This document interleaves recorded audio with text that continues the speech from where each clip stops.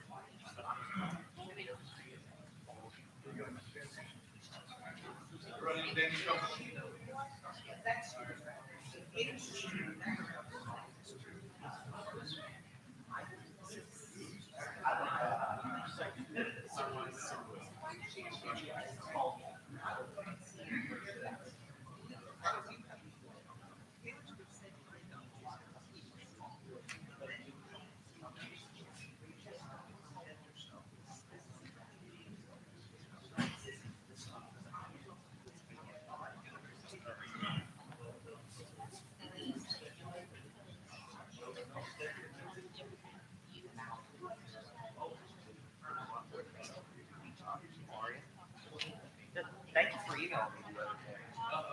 I'm gonna make a playlist of all the videos that somebody can randomly pop up. I'm gonna follow those, and if you want, I'll send you the playlist that makes that way. Hey, it's gonna keep going on. I have places for 4 years. Perfect. I've been so I've been going through that.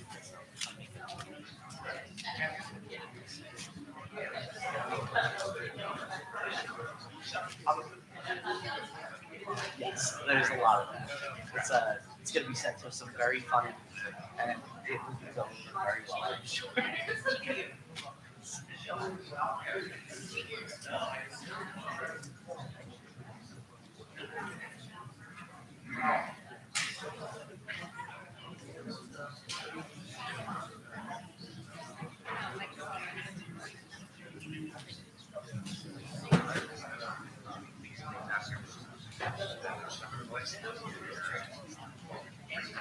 like this kind of one.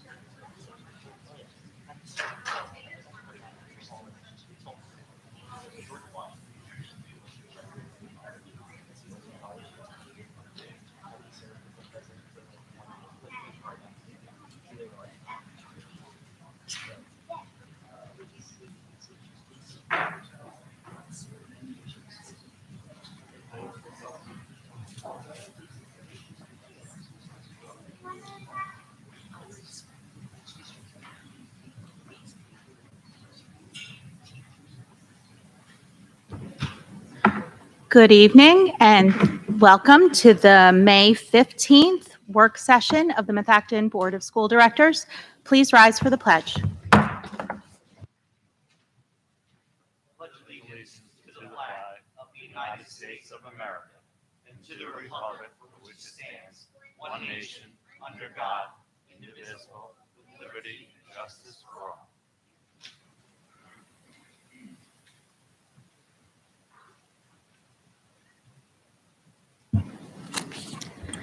The public is hereby advised of the audio and video recording of this meeting for the purposes of rebroadcasting. All board members, with the exception of Kim Aubrey-Larsenis, are in attendance. Now we have the process for school board director vacancy. Thank you, Madam President. This evening, the Board of School Directors of the Methacton School District has 2 action items and 1 process item under the school board director vacancy heading on the agenda. The first action is to accept the resignation of Kim Aubrey-Larsenis as school board director. If accepted, the board will proceed to the second round of a process to appoint a replacement for the newly vacated post.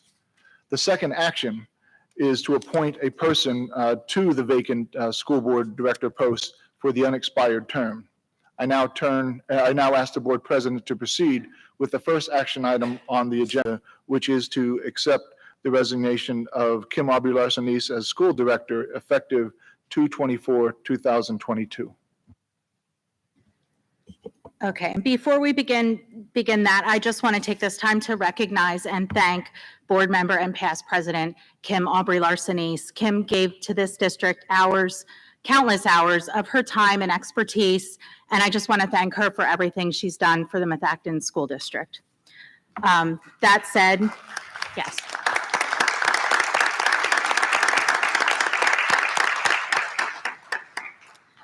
That said, the first order of business is to accept the resignation of Kim Aubrey-Larsenis as school board director effective 2/24/2022. May I have a motion to accept? Ms. Cancro, and a second, Mr. McGinnis. This is the motion on the floor. Now I will take comments from the board following public comment on this action only. Okay, so now we're taking comment on this action only. This is an opportunity for residents to comment on this specific matter to be decided upon as outlined on the agenda. The board asks that you keep your comments to 3 minutes or less, and we may choose to respond to matters following the conclusion of the comments. Are there any comments on this agenda item from the public? Yes.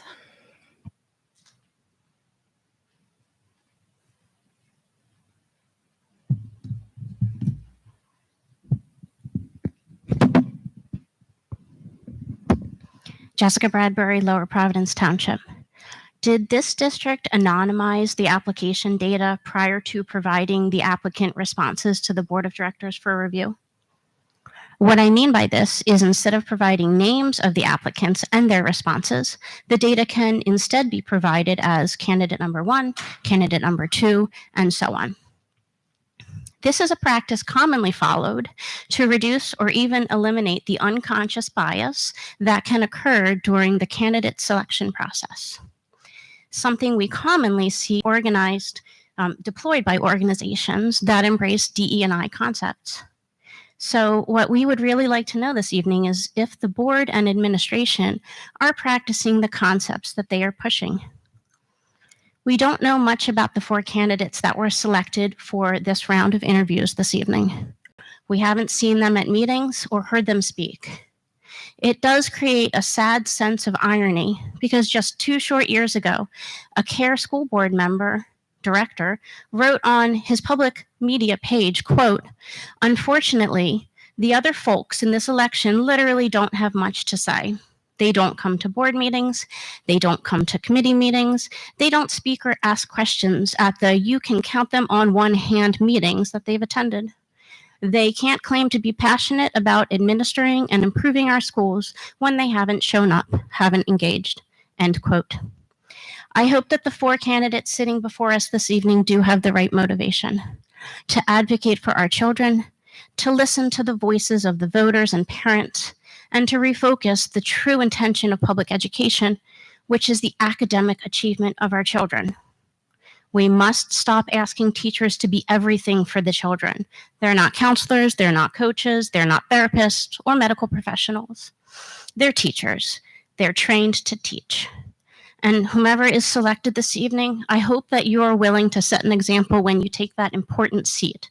It's time to repair the relationships between the board and members of the public. We don't need any more behavior that we have seen over the last 2 years, from Drew cursing at a member of the public, from Paul cursing at a lawyer, from Andrea cursing at a member of the public and letting her family carry on behind her while on video, from Samira using her platform to talk about politics and violate her code of ethics. We don't need that type of behavior. And most importantly, from Ms. Drummond, when she applauded a member of the public who said that moms don't have the right to advocate for their children. Apparently, we don't have the same First Amendment rights that the people that protest also do. We don't need that type of behavior. We need leaders, we need advocates, and we need people that will set an example. Thank you.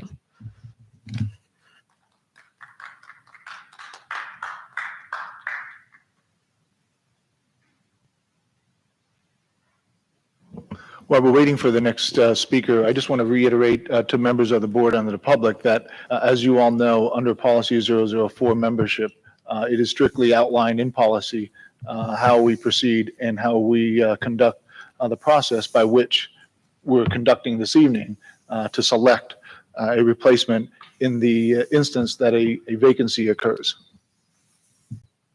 Jim Malik, Worcester. Thanks for that clarification, Dave, but you guys don't follow board policy. So fair game for her to ask. You know, you didn't follow board policy with Ms. Rocco and Mr. Young when they wanted to not be part of a committee. Okay, so I think you need to reevaluate your statement. It's not accurate. So I understand, right? This is going to be divided into two parts. The first part's commenting on Larsonis's resignation, and then we'll get to speak again when you guys determine who you want to nominate. Okay. Does everybody up front feel safe tonight? Because one of your candidates feels like the public is like enemy number one and you guys are in danger. Anybody feel unsafe up here? Raise your hand if you feel unsafe. That's what I thought. You're going to find this very interesting, but this is the first time, I think ever, that I agree with something Ms. Larsonis did. I agree. She resigned. Should have resigned. Should have resigned a long time ago. You know, thank you for her. Thank you for what? For her service? Did you sit in these meetings and watch how she treated the public? Then she turned it around and blamed us for her leaving? It's a problem. We don't need more Kim Larsonis. I looked over the candidate pool. What are you trying to do, punish us?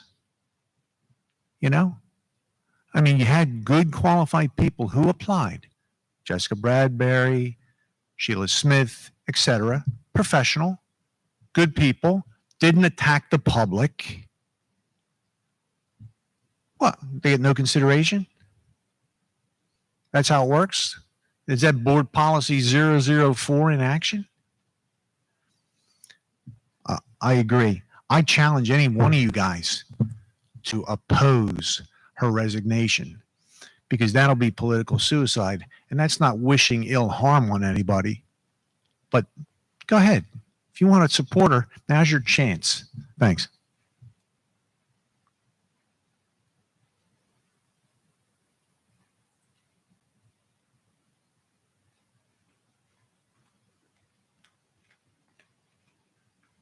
I'm much shorter than the gym.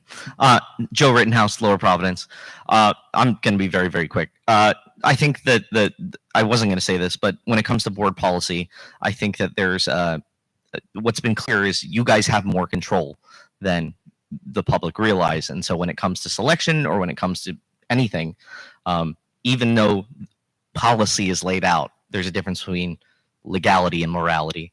So just how to do something to gain the trust of the public, I think, is different than what is laid out. So, and secondly, I'm going to disagree with Jim. I'm going to thank Kim for her service, and I'm going to say, without her, a lot of this wouldn't have been possible.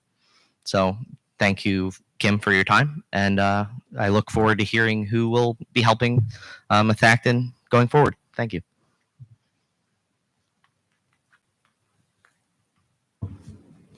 Thank you. Any other comments? All right, I will now take comments from board members on this action item. I would just like to quickly thank, it seems sad to say quickly, but to thank Miss Larsenis. Many of us knew her from her days at Woodland, volunteering as a mom, and then we got to know her in a board director position. I want to thank her for her 6.5 years. I won't go through the list of all that she's done, but most people don't realize a lot of what goes on, and she was around for 2 contract negotiations, which takes even more time, and she was very valuable in many instances. And whether you agreed with her positions or her leadership, it took a very special person to take on the role as president during a pandemic. And she has my utmost respect and admiration as a fellow Methacton parent and school board director. And just to address some of the concerns of applicants and interviewing, I don't know if it was exactly 8 years ago, give or take, I applied twice. So I wanted to thank the 16 people that applied, because I applied the first time and I was not interviewed. And now that I see the applicants, I kind of feel a little better, because it was not easy to narrow it down to 4. And then the second time I applied, I was also not chosen to be interviewed. And I then chose to run once and then twice. So to all 16 people that interviewed, if it is in your wishes, I hope that we see you again. And I will, of course, accept Kim's resignation and wish her more time with her family. And speaking of family, as a Methacton parent, she raised 2 sons while being a school board director, and one of her sons graduated during the pandemic. And I think that gave a lot of people some comfort to know that not only were we helping those graduates and all students of Methacton, but we had a school board president, a principal at the time, and a superintendent who had children graduating. And we always do what's in the best interest of children, although I know not everyone agrees. And I thank Kim for her role in that.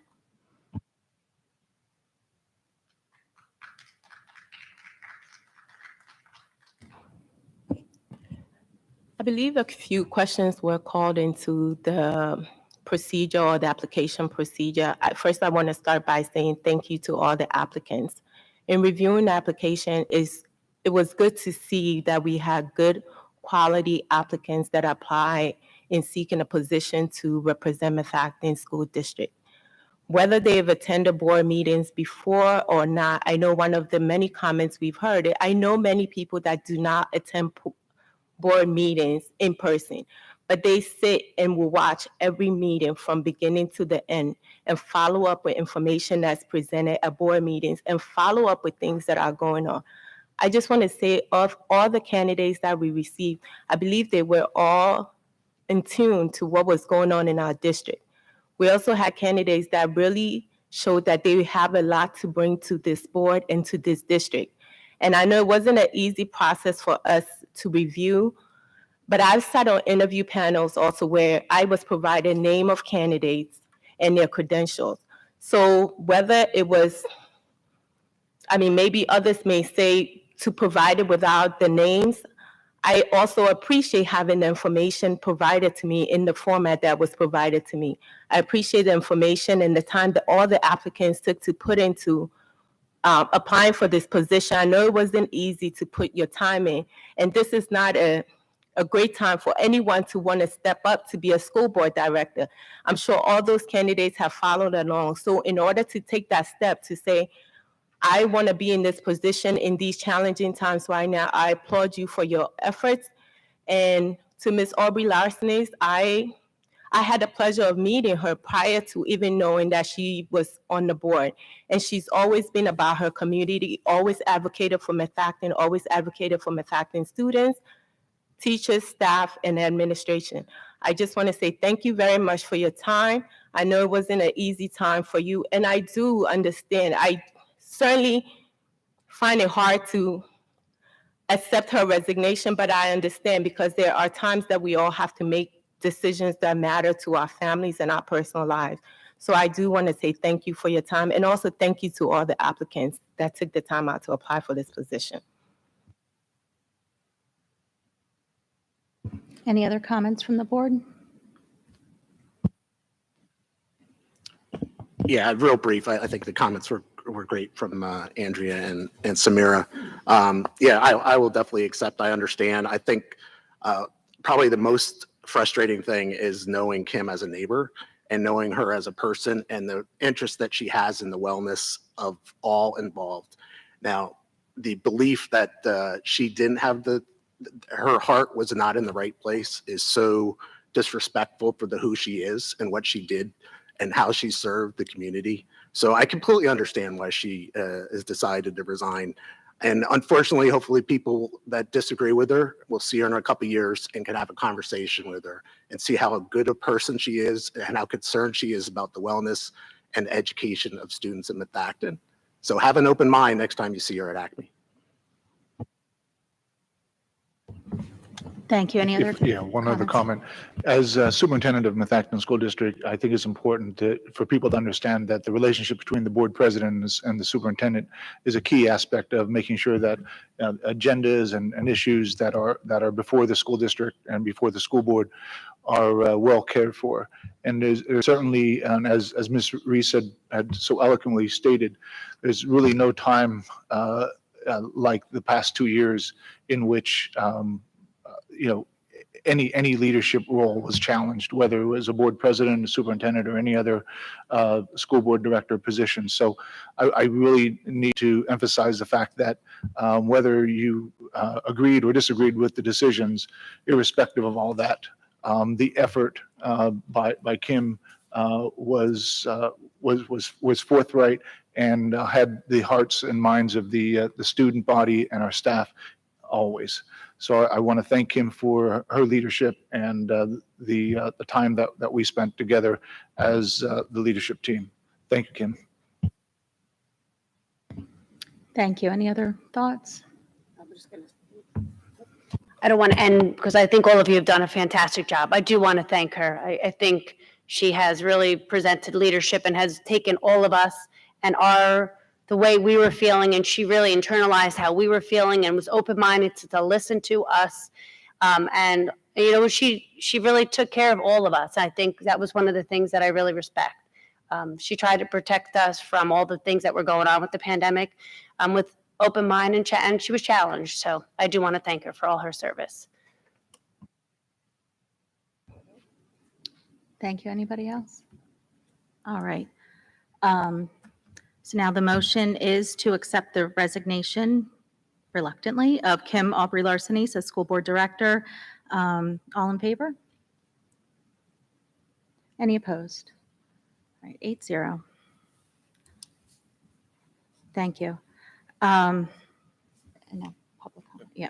Okay, now it's time for public comment on this action item. It's an opportunity for residents to comment on this specific matter. We ask that you keep your comments to 3 minutes or less. And Hold on a second. okay. No. No. All right, hang on. I have this. Yeah. So, yeah, you don't want to do that. You only want to do the red stuff. In the Oh, red. okay. Yeah. So you're going to turn it over to me. Oh. Yeah. Okay, excuse me. I misread. I will now turn this part of the process over to Dr. Zerbe for the candidate interviews for the vacancy. Thank you, Madam President. So as outlined on the district website on March 1st, 2022, in anticipation of this vacancy, the board solicited interest from among members of the community to serve the unexpired term. The process included a first round of screening by the remaining board members school directors to take 16 applications and bring 3 candidates to the second round for interviews. The results of the screening saw 2 candidates tied for one of the 3 interview spots. So this evening, we have now 4 candidates for which the board will interview. Each interview will be 15 minutes, and each candidate having a 2-minute introductory statement, followed by 6 questions, each with a response limit of 2 minutes, and then a final closing statement of not more than 1 minute. Mr. Bicker, our Director of Business Services, will operate the clock and will signal me, and then I will signal the candidate within 10 seconds of that time limit. At the conclusion of the interviews, the board will take nominations for the vacant post. We will then allow for public comment, and then the board will have a discussion. And then a roll call vote will be taken. The person with 5 votes will become the appointed member of the board to fill the unexpired term. I now ask that each of the 4 interview candidates to come forward and to select a number for order. Dr. Angstad will then take numbers 2 through 4 to a room off to the side, and then we will call you in one at a time for the process.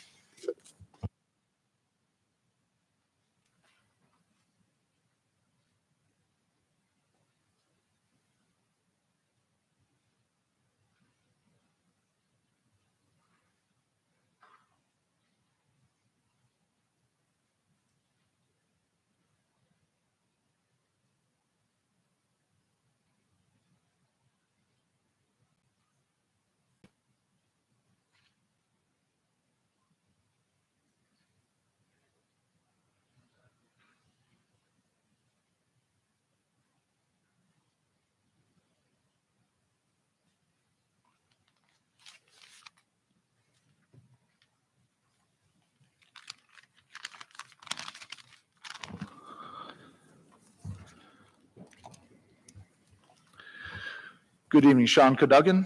Welcome and thank you for your interest in serving the Methacton School District community. The interview will be timed. Mr. Bicker will be handling the clock. You will begin the interview by opening statement not to exceed 2 minutes, followed by 6 questions, which will all be asked by me. You have 2 minutes to respond to each of those 6 questions and 1 minute closing statement. Once the interview is concluded, you may return to the audience. We will begin.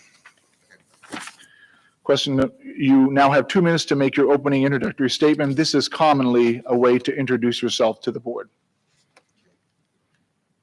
Hello. Hello, my name is Sean Cadugan. Is it on? Is it not on?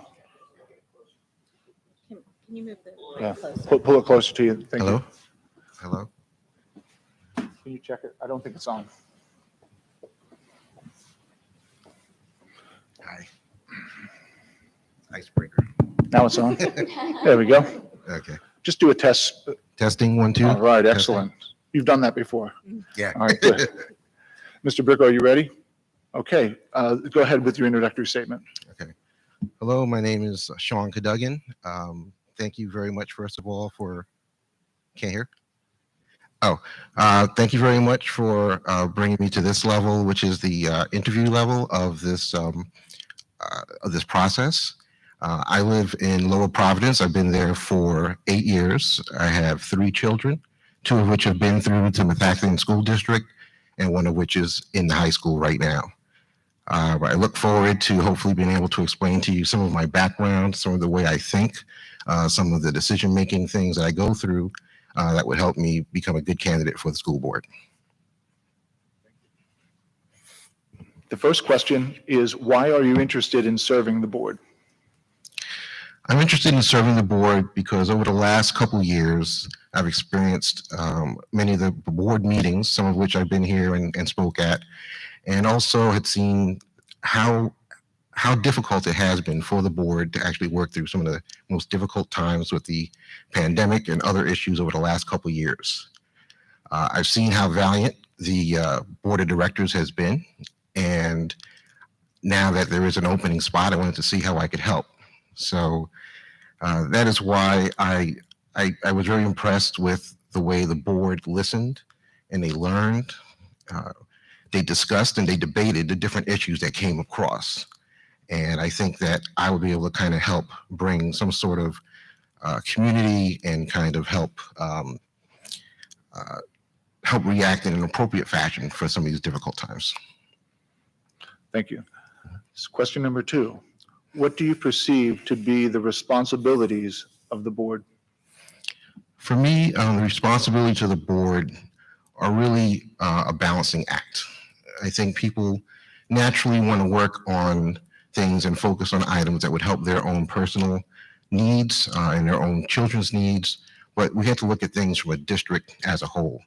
So to me, I think the responsibility of the board is to take in as many inputs as they can from teachers, administrators, teachers, students, and kind of balance what's best for the district. And all in all, we really want to focus on the students. So that's, I think, the responsibility of the board is. Thank you.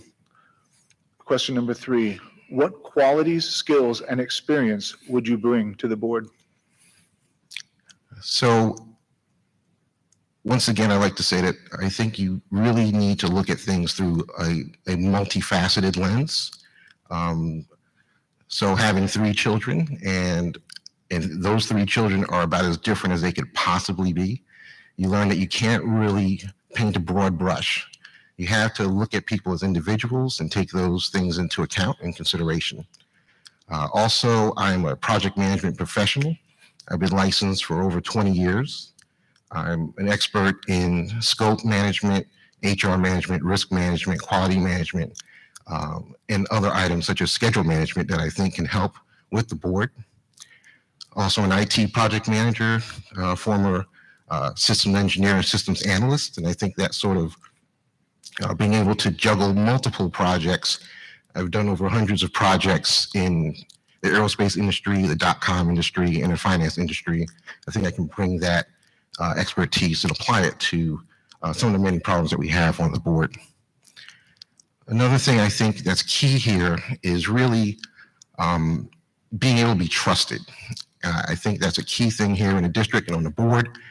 I've been trusted with secret and top secret clearances from the DoD over the years. And I think another thing that's key is you need to have you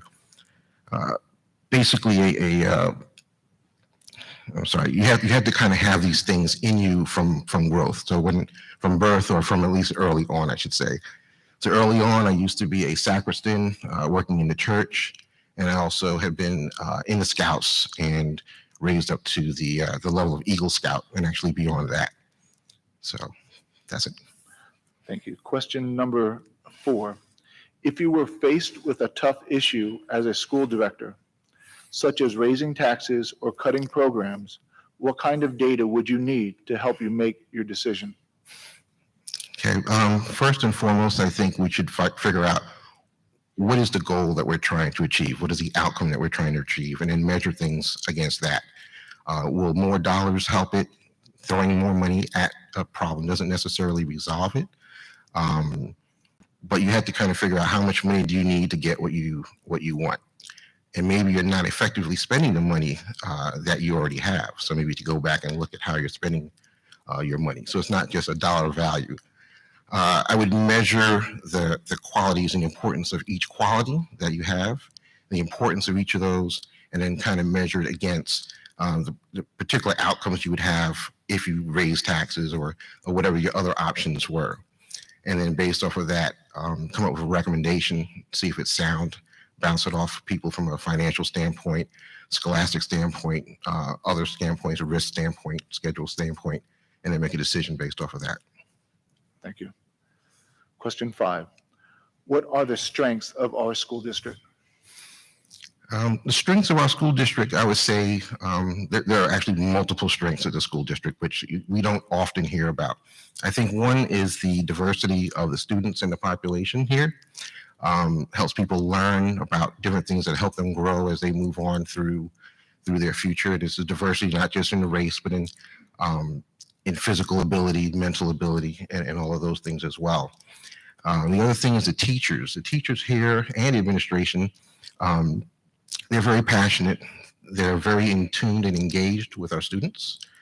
I believe that, I was impressed, my wife and I were impressed in a short time, and we met with individual teachers, how much they had learned about our kids, how much they were like on point with exactly what made them tick, what made them, best way for them to learn, because not everybody learns the same way, their behavior and things like that.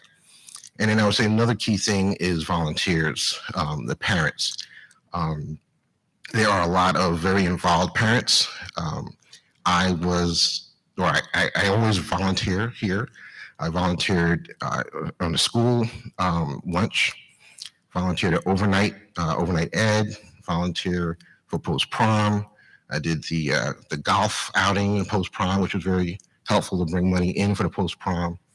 And I also volunteer coach many of the Methacton kids in basketball and football, not with the school team, but with ARA, WRA, YMCA. Seems like anything that has an A, I'm coaching. So I think those things are, I do it alongside other parents that are passionate with their kids. So I think that the parents are a good point.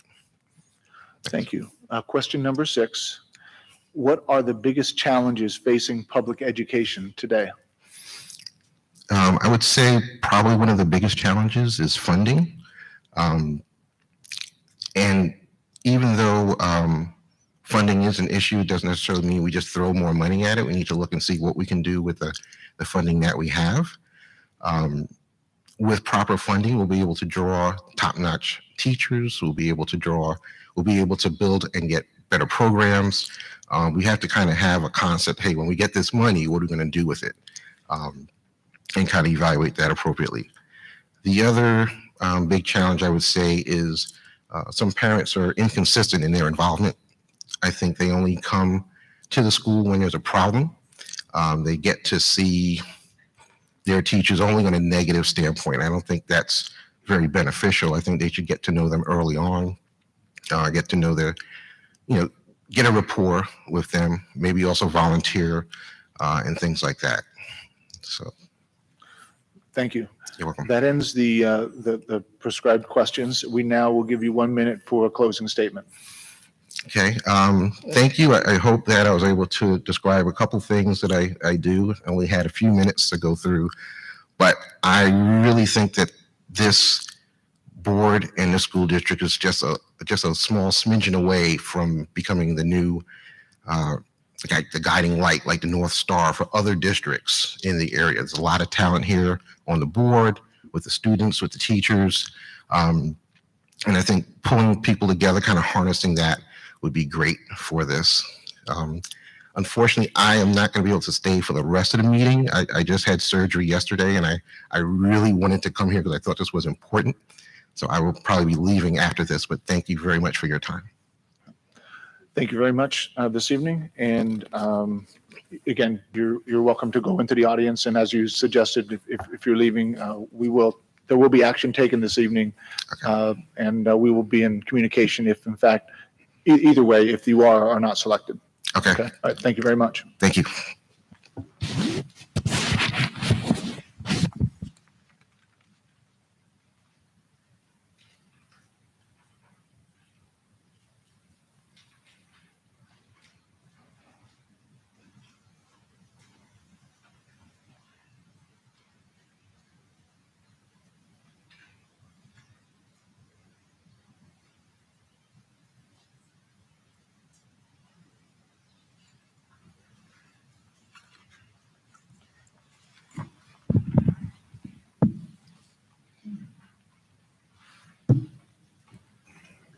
Kate Graf. Kate Graf. Kate, yeah, just test the microphone and make sure that you're okay with that. That seems okay. Okay, excellent. So welcome and thank you so much for your interest in serving the Methacton School District. The interview will be timed, as previously mentioned. Mr. Bricker will keep the time and he will signify me and I will signify you in about 10 seconds prior to the time limit on any of these questions. Again, we will begin with an opening statement. It's an opportunity for you to introduce yourself to the board and the community. Second, there will be 6 questions where you have 2 minutes each, maximum time to respond, and then we'll conclude with a 1-minute closing statement. We are ready to begin. The first question, you now have 2 minutes to make an opening introductory statement. This is commonly a way to introduce yourself to the board. Okay, I'm Kate Graf. I live in Lower Providence. I know some of you I don't know, but I have lived in the Methacton School District for 15 years. I have a daughter. She's in high school this year, so she's a freshman there. And I applied to the position here because I'm a product of public school. And so I really understand the value and the importance of having good public schools for our kids. I'm a person who volunteers in the community a fair amount in different areas. And I think that it's really important that we have people who like to be involved and take action on our boards and things like this, because without people volunteering, these kinds of activities, things happen. We just don't have enough support in the community. And I think now it's a really important time for our community members to be stepping up and helping to support our children and our community. So that's why I volunteered for this. Thank you. Why are you interested in serving on the board? Sorry. See above.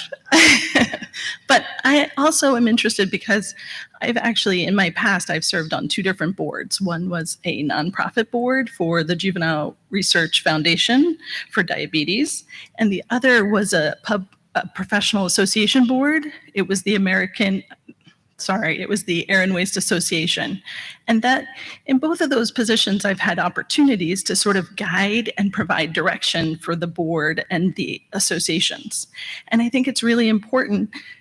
In some roles in a professional board, you're trying to further technical education and support growth of the people in those environments, in those technical research areas.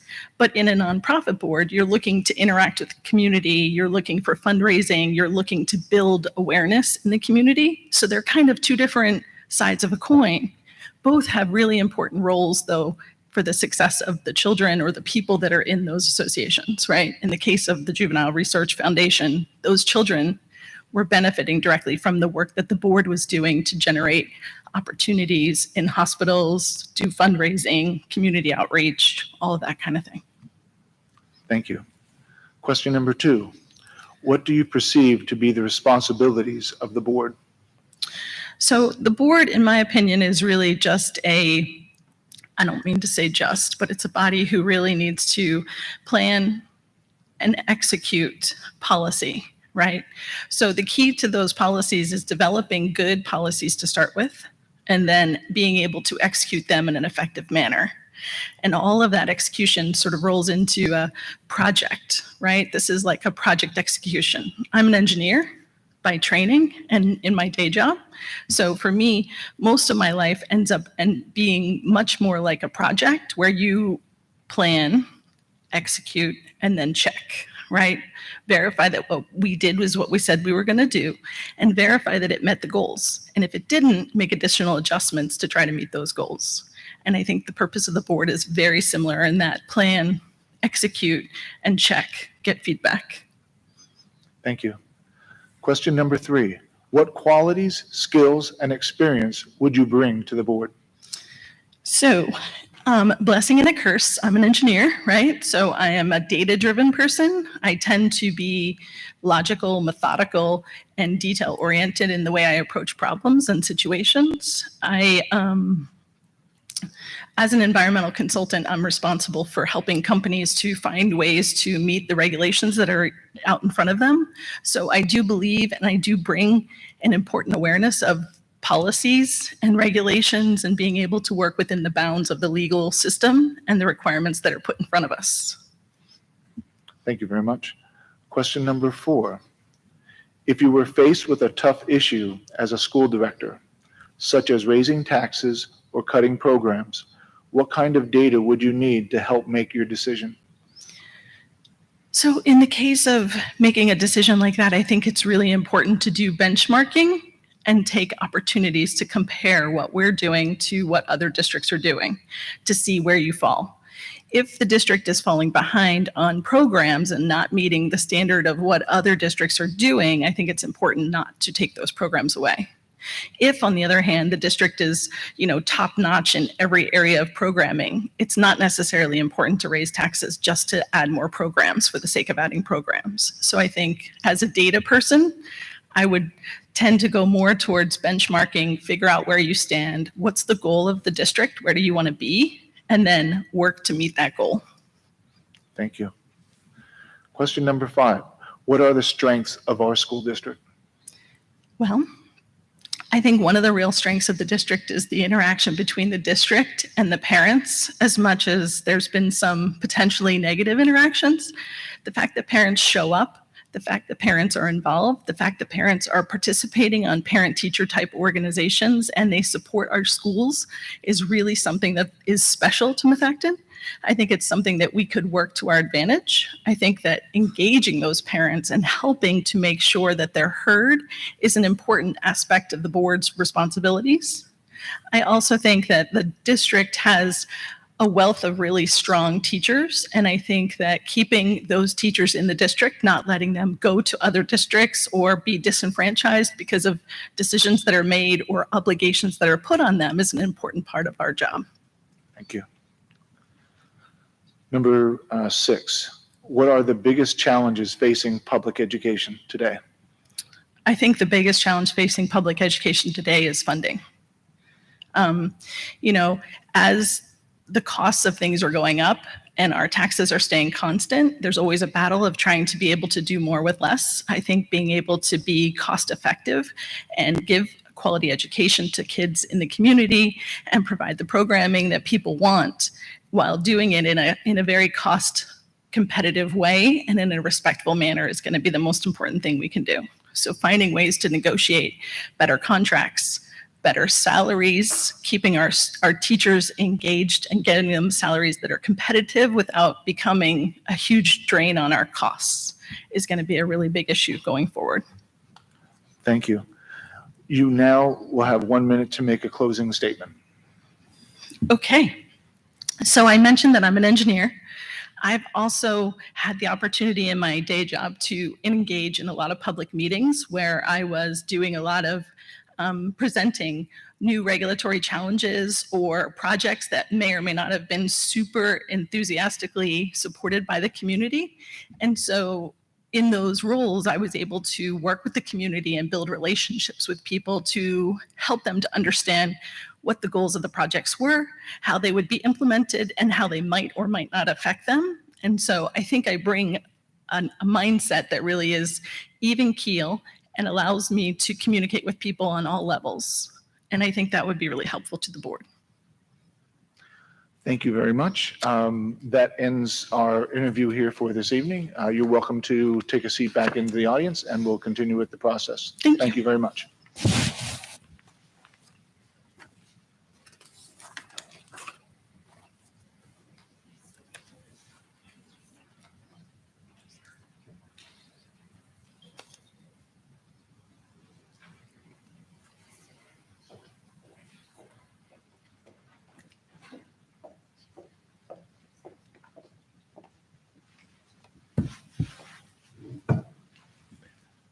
Good evening, Lindsay Powers-Happ.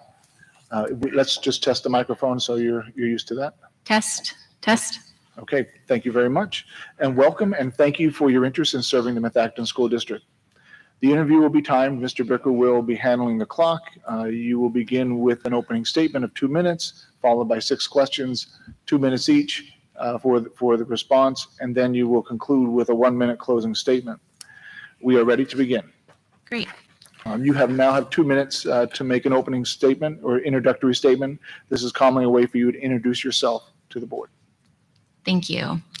Hello, my name is Dr. Lindsay Powers-Happ, and I want to thank the school board for considering me to fill the vacant director position. As a parent of 2 young children and a community member who places tremendous value on a strong public school system, I am very interested in serving on this board in order to continue to preserve and expand the quality of the Methacton School District. It is my position that the board's primary responsibility is to act as an advocate for the children, the school district community, and the district employees. I commit to work with the rest of the board to understand and prioritize the needs and of the district, and then work to set a vision and direction to meet those goals and milestones. I have a doctorate in epidemiology and place a great importance on making choices based on data, and as such, am dedicated to making my decisions in both based on information and statistics, not personal feelings, and want to work with the other board members to make the best choices in the interest of our children, school, and community. My final objective, if I were to be selected to serve as a director for the school board, is a commitment to aid the board in being seen as a transparent body with accountability for their decisions. One of the ways that I can help to accomplish this is to pledge to be available to explain my reasoning for why I took a specific position, as well as to be open to answer questions from members of the community when I am asked. Once again, I want to thank this board for considering me to join this esteemed assembly, and I look forward to responding to your questions. Thank you. The first question, why are you interested in serving on the board? Again, as a community member, I recently moved to the area in July of 2020. And when we did our house search to look to live here, school district was a top priority for us. So we had narrowed it down to very few school districts, and Methacton was one of them. We have 2 young children. We plan to stay in the area for a long time to be committed to the area. And I think that there's a lot of growth and opportunity within this district. I would like to be a part to see that the decisions that are made by this board continue to enhance the education system, working to, and I've seen those improvements even in the time I've been here. One of the ways I'm really thrilled to be seeing a full day kindergarten implementation. I think that the school is working very hard to improve and renovate, as well as working on those policies to be more transparent with budgeting. And I think that I can bring a lot to this board as well as an epidemiologist who can look to support with data, to work to plan and have policies in place that are based on numbers and statistics so that we can make the right decisions for our students. Thank you. Question number 2, what do you perceive to be the responsibilities of the board? The board's primary responsibility, I think, is to really think about the needs of our students and our community, working as a partner, and it should be a partnership of choice. People should want to look to the board to make the right decisions for our students, making prioritized decisions based on what are our needs, where are the fundamental responsibilities to our students. Is it improving? It isn't just about improving numbers or looking to a test score. It's about the quality of the student, the quality of the education, making sure that they are getting what they need. And in a time like this after a pandemic, that's going to vary for different students. It's going to need to be able to fluctuate, and perhaps there are different priorities at different times for different students, and we need to be able to meet those needs for our students, as well as to be responsible and have there be a direct path to ask the questions for why a decision was made. I know that every board member here has made a decision that someone in the community disagreed with, but if you have a reason or a responsibility for why that decision was made, then you can stand behind it knowing that you're doing the right thing for our students and community. Thank you. Question number 3, what qualities, skills, and experience would you bring to the board? So again, I have quite a number of years of experience dealing with research and data statistics. I work for a pharmaceutical company where my job is to make complex analytical decisions and then be representative to the public, as well as to internal and external stakeholders as for why those decisions were made. I think that I bring an understanding to making decisions based purely on information, being able to present that information to a lay audience and having people understand why, as well as being willing to have that conversation as to why that was important. I think that there is a need to have other types of people involved as well, and that I am new to the community. I think I bring a fresh bit of information, but have a commitment to the district in that I plan to be in this district for many years to come. And ultimately, I think that having that new perspective would benefit. Thank you. Question number 4. If you were faced with a tough issue as a school director, such as raising taxes or cutting programs, what kind of data would you need to help make your decision? Well, budget data, first off, to look at where we're making those decisions and why. Looking at a prioritized accounting of how programs are being used, how they're benefiting our students. Looking to see if there is what other options are available, so then to weigh the prioritized options to determine what is the best course of action and really make what makes the most logical sense at the time with the information that's provided, as well as listening to the community and having that thought as to just because the dollars and cents make sense for one thing, if it's an important, either fundamentally important program and costs are more expensive, but provides so much more to our students, making those decisions based on taking in all that information and then making the most rational choice with the decisions and the data that's present. Thank you. Question number 5. What are the strengths of our school district? I think there's a lot of strengths in our school district. There's clearly a long-standing number of teachers who stay within the district for many years. The students continue to excel and work to go out into the workplace and be placed in or go into college. I think that those are all beneficial parts to our district. I think that we've continued to look for ways to improve work for students, full-day kindergartens and having more academic minutes in school, two recent things this board has done. I also think that the district is respected, and I think that part of that is also based on the fact that there's community involvement, there's support for this community, participation in fundraisers. People want to see this board and this school district do well. Thank you. Question number 6. What are the biggest challenges facing public education today? I think the biggest challenge facing public education is probably the politicalization of these district boards, as well as what's going on in our schools. I think we really need to be taking a step back and recognizing that our students are in school to be educated and they need to get a full picture, be it science, history, whatever the subject may be. And the point of them being in school is to learn. And it's not the position of a school board to enforce their own personal thoughts into it, but to look and to do what is best for the students as a whole in the community. Thank you. And you now have 1 minute to make a closing statement. So once again, I want to thank the board for considering me to be a Methacton School Board Director. I do believe I have the skills and quality to make for an excellent candidate for the position. I'm a trained research scientist who understands how to review and analyze data, as well as how to explain those findings to a community audience so all can understand. I am motivated to work with the other members of this board to create policies and determine future initiatives based on evidence in a clear and organized manner.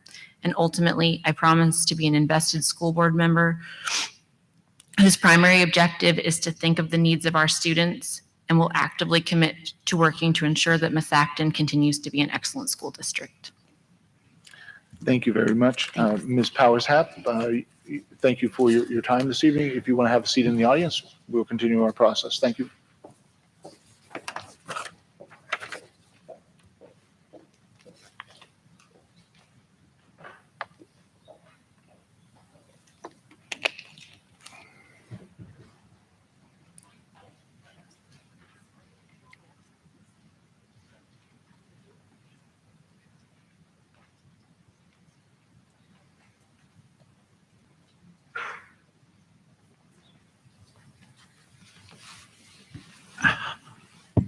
Good evening, Mr. Bookstall. Good evening. Thank you for testing the microphone and welcome. And thank you for your interest in serving the Methacton School District. The interview will be timed. Mr. Bricker will be handling the clock. He will signify to me 10 seconds before the time limit, and I will kind of nod to notice for you to notice. That will be followed by, we'll have an opening statement of 2 minutes, followed by 6 questions, and then you will have 1 minute for a closing statement.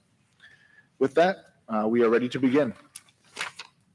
The first question is, now you have 2 minutes to make an opening statement. This is an introductory statement. This is commonly a way for you to introduce yourself to the board. Great. Thank you, Dr. Zerby. Thank you, members of the board. I'm excited to be here today to share with you my skills and my experience in education and to give back to this community. I've worked in education for my entire career. I started with managing K through 12 tutoring centers and then transitioned to working in higher education, where I've done everything from student services and academic advising through scheduling, budgeting, faculty affairs, and now in my current position as the curriculum director for Drexel's College of Medicine. So I've worn many hats in education, and I've learned that education is a team sport. It requires collaboration with everyone, teachers, parents, students, staff, the community. It requires listening, requires compromise. It requires working together to solve problems. It requires great communication skills. And I believe that delivering information in a clear, honest, and transparent way will always be an important part of an educational setting, even when that information is sometimes difficult to deliver. These skills have always helped me achieve success in my career in education, and these are the skills that I hope to bring to a seat on this board, to contribute to the great work that you're already doing, and to enhance the overall educational experience for everyone associated with Methacton schools. So again, thank you for this opportunity, and I welcome any questions that you have. Thank you. Question number 1.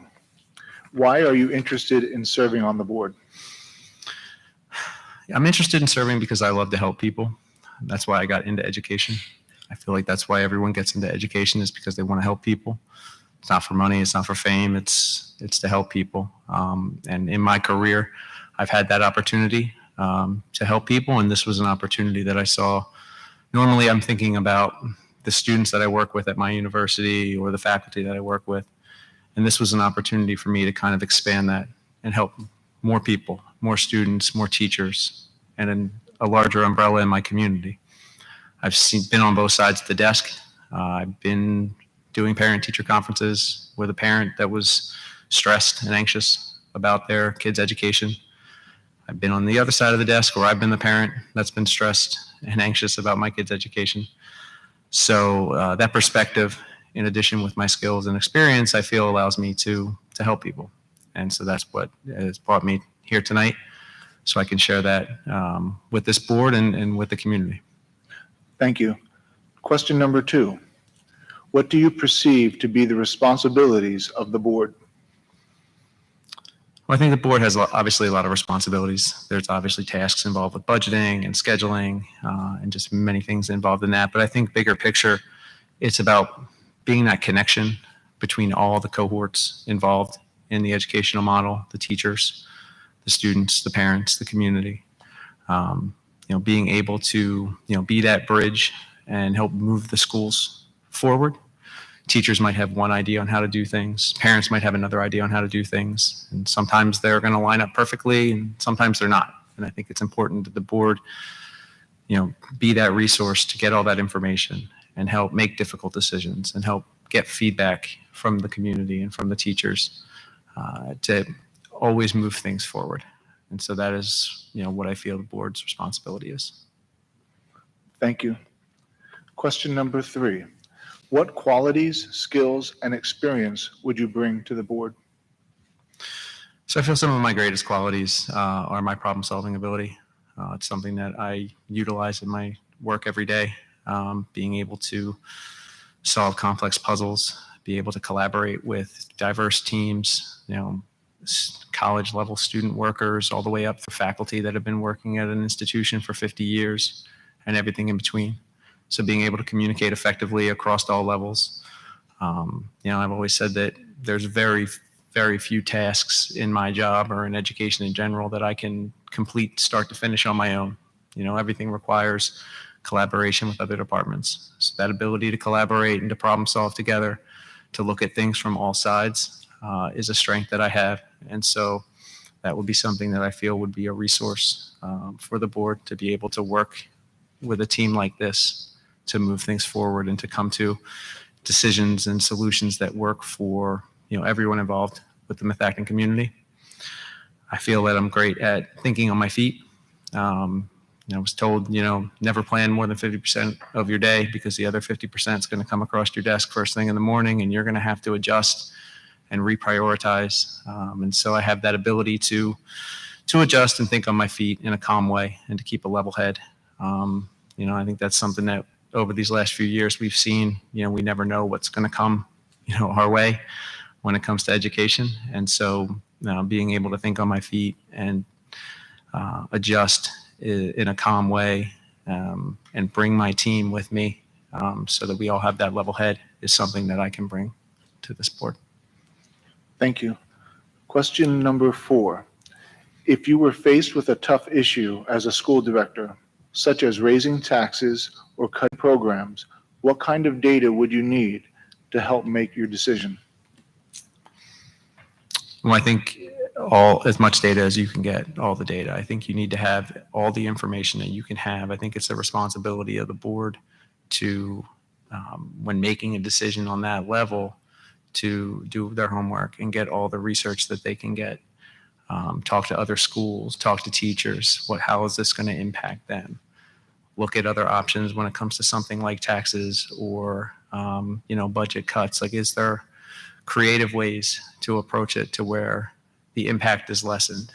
And then I think most importantly is once you have that information and you have that conversation with the board and you have that conversation with the community, to be able to, again, sit down and explain very clearly why this decision was made, what the steps were in coming to that decision, what the impact is going to be, and how we're going to evaluate what that decision does as we move forward. Thank you. Question number 5. What are the strengths of our school district? So my daughter started, she's a second grader now, so she started 3 years ago at Woodland. So I've had the opportunity for just a few years to really see in action our teachers. And I think our teachers are phenomenal. I've, again, only had a few years of interactions with them personally, but everything has been very positive. My daughter loves school, and I think that's a testament to the teachers here. And they are a real strength. I think another strength that we have is just the sense of community and connection that I see that's been built. I'm actually going to be here on Friday. My daughter's going to be up there on that stage doing a little song for the variety show. And if it's not that, it's an ice cream social, or it's a daddy-daughter dance, or it's promoting athletics, or the theater. And I think all of those connections, I know from my time working in retention with college students, if a student feels connected to the school, they're going to do well. And if a parent feels connected to a school, the student's going to do well. And so all of those things are just ways to help build those connections. And so I think anything that we can do to continue that and to grow that, I think are ways that are going to help our students and help our parents feel more connected. And I think those are strengths that I've observed in just the last few years as a parent in this district. Thank you. Question number 6. What are the biggest challenges facing public education today? So I think there's obviously a few that face districts are kind of across the whole, making sure we have enough high quality teachers. Teacher shortages are something. Class sizes are an issue. Budget concerns are always an issue, and those are important and serious issues. But as a parent, what keeps me up at night is bullying. It's something that I think is a serious issue, and I think it's an issue that they use a cliche, it takes a village. It really is going to take a village to address something like that. It's going to take everyone in the community, teachers, students, parents, board members, because there really doesn't seem to be one perfect answer on how to address it.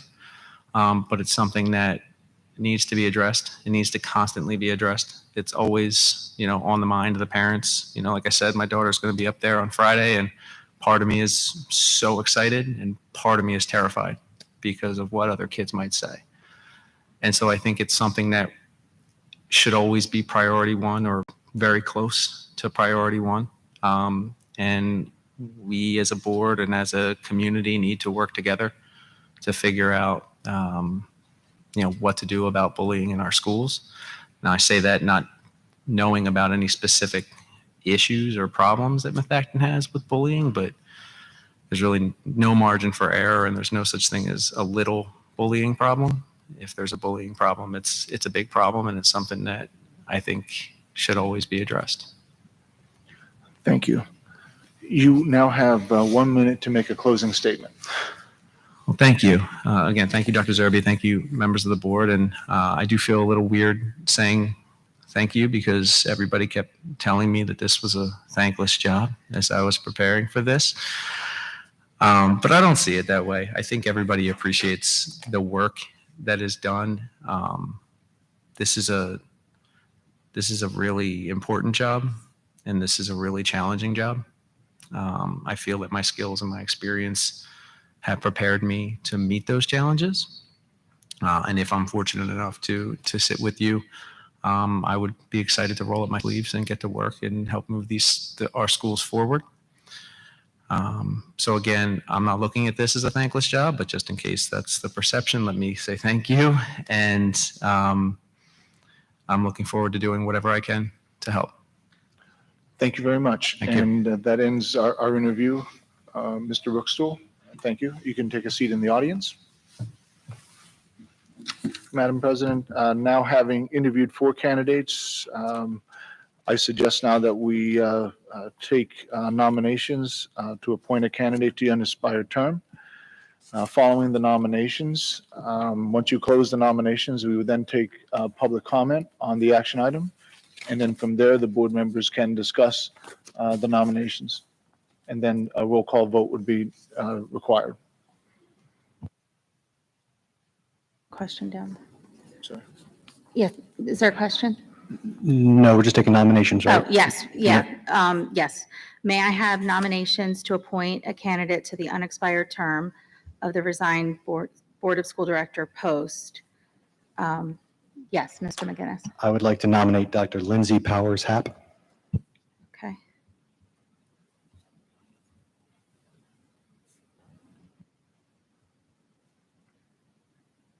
Are there any other nominations? Yes. I would like to nominate, I'm sorry, I think it was Kenneth, right? Rockstall? Yes, thank you.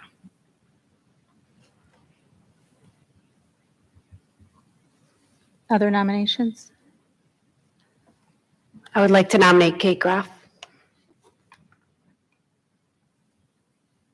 Anybody else? I'm going to nominate Sean Cadugan.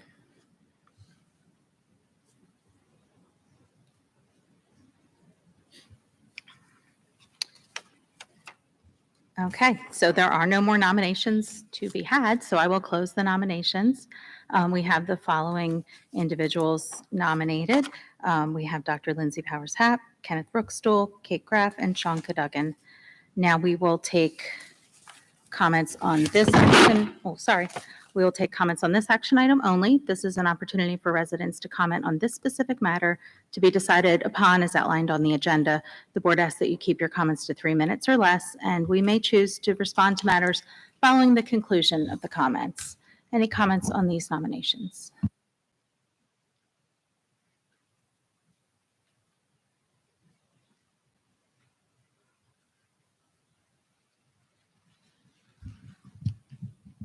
Jim Malik Worcester. Just a member or lay member of the audience. They all answered question 4 wrong.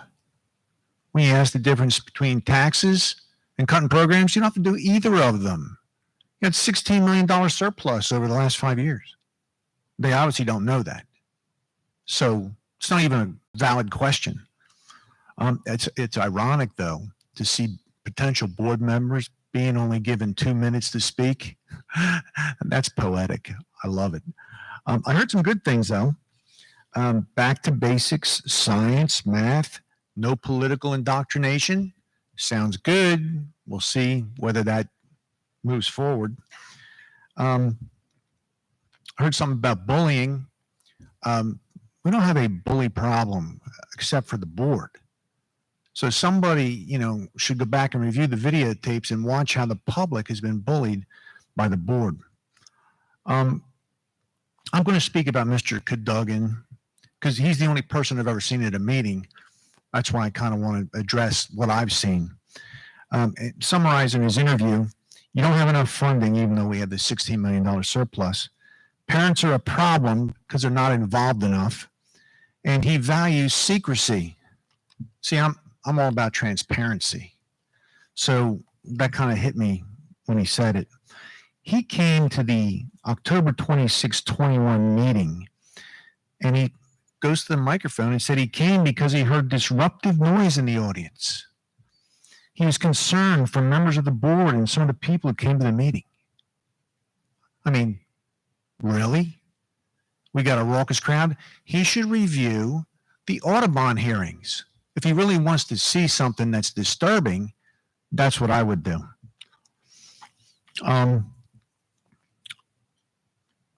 He said it was sad that these disenfranchised supporters are loosely joined by unfounded rhetoric.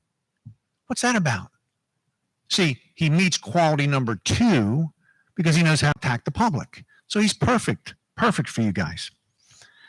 He also praised the district's reaction to COVID, which was an absolute disaster. Read the Johns Hopkins study that said lockdowns don't work and should never be used again. Read the CDC study that said masks don't work, cloth and paper, and shouldn't be on kids because it affects their development and verbal scores. So, my one impression is that, I don't think this individual should be sitting up there. Thank you.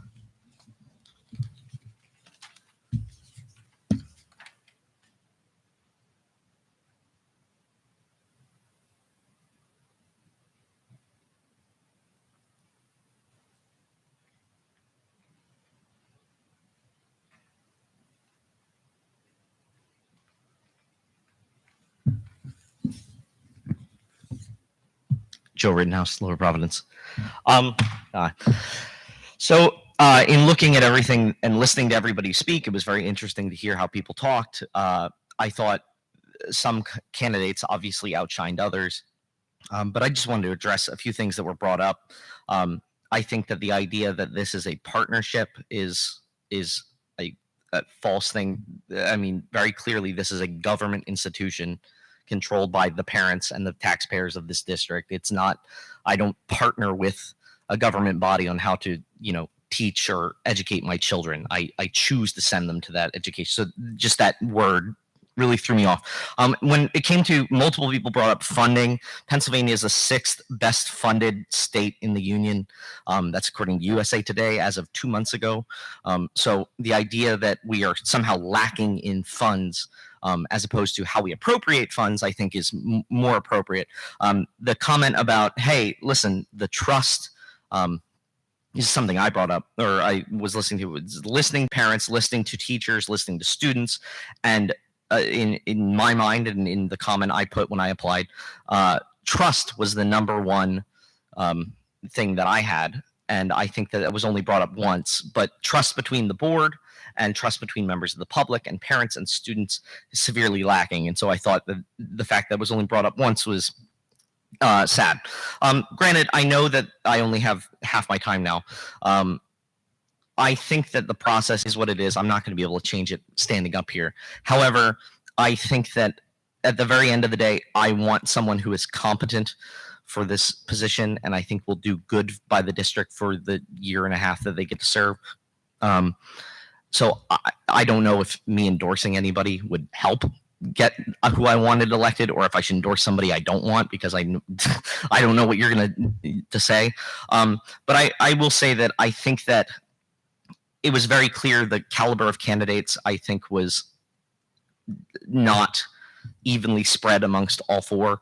I think some of them were phenomenal as far as experience and skills, and I wish that the public had the ability to ask questions similarly to the district had the ability to do that. Again, I can't change the process. But the fact of the matter is we're jumping into this. We're moving forward. It is what it is.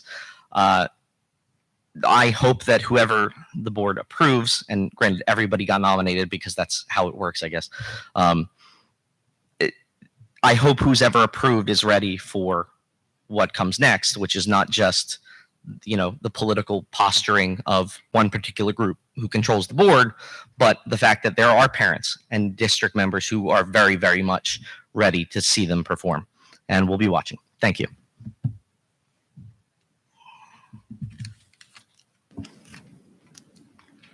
Anybody else? Yes.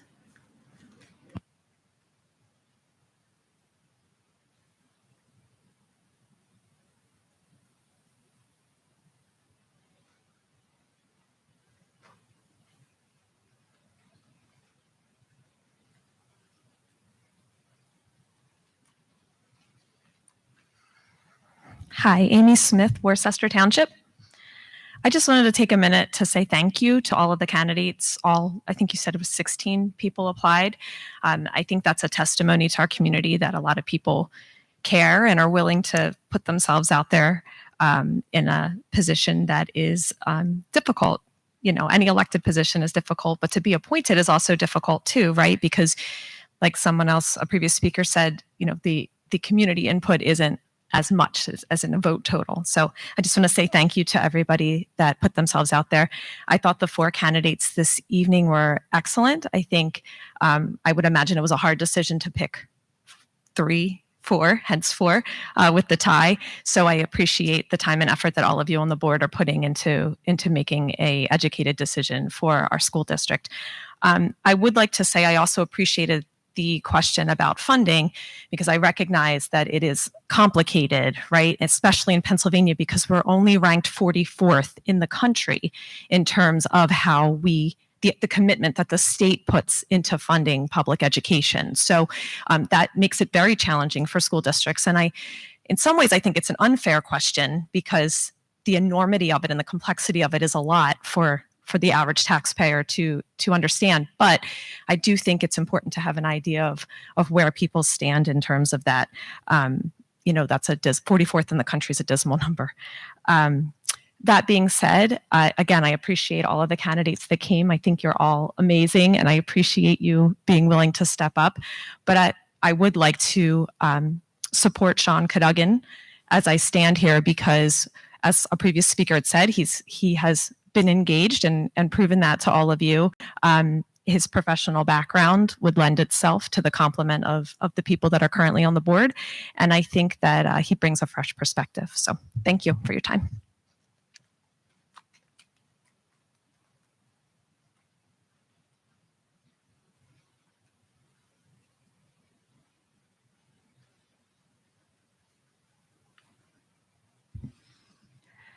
Ramona Della Rosa, Worcester Township.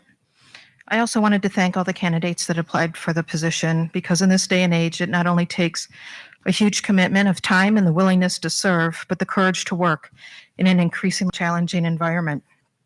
It doesn't have to be this way. We are all capable of acting with integrity and respect if we choose to do so. With that being said, I was impressed with all the candidates, but I specifically want to speak about Sean Cadugan. I've known him for a couple of years, and this is what I've learned about him. He is committed to the betterment of our community and advocates for those in need. Sean speaks when he has something important to say or valuable to contribute. He doesn't waste his words or your time on pontificating. He is an innovative thinker and a problem solver, and would be an asset to this board. Above all, I know that he will act with integrity and respect and will work for the best interests of our school district. Thank you.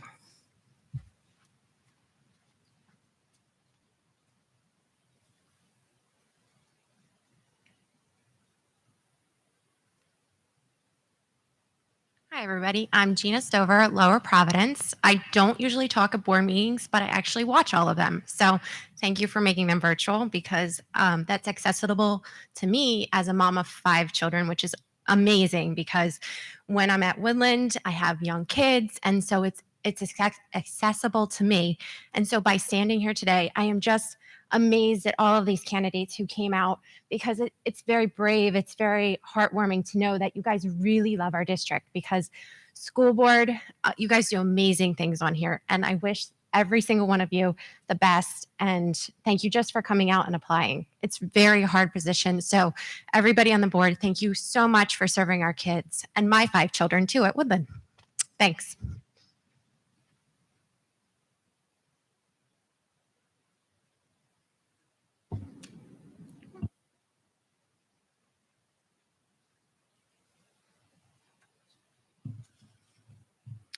Sandy Katz, Lower Providence. I too just want to echo what everyone is saying. Thank you for bringing forth these 4 great candidates to us tonight. And I'm not sure where they all find the courage after watching everything that's been going on in the district. But yes, our district has a lot of strengths and positives to talk about. I encourage you to select. I do want to say too, I appreciated the gentleman's comment on bullying. There is bullying in our district, and we've watched the audience bully this board as well. I encourage you to select someone that will bring professionalism, respect for different points of view, and someone who is engaged and committed to our Methacton community. I too come to support Sean Cadugan. I think Sean is this person. I have known Sean since our girls were in elementary school together. Sean will work with his fellow directors and support decisions, knowing the board sets the climate for the entire district. Sean will work toward building stronger relationships between the district and the community. He will work to serve the needs of all students, regardless of their abilities and background. He mentioned the diversity of our community as an asset. Sean is an ultimate professional, respectful, and will respect diverse points of views. He will commit the time and energy to understand and become knowledgeable about the district policies, needs, and challenges. He will be the ultimate cheerleader for our district. Thank you.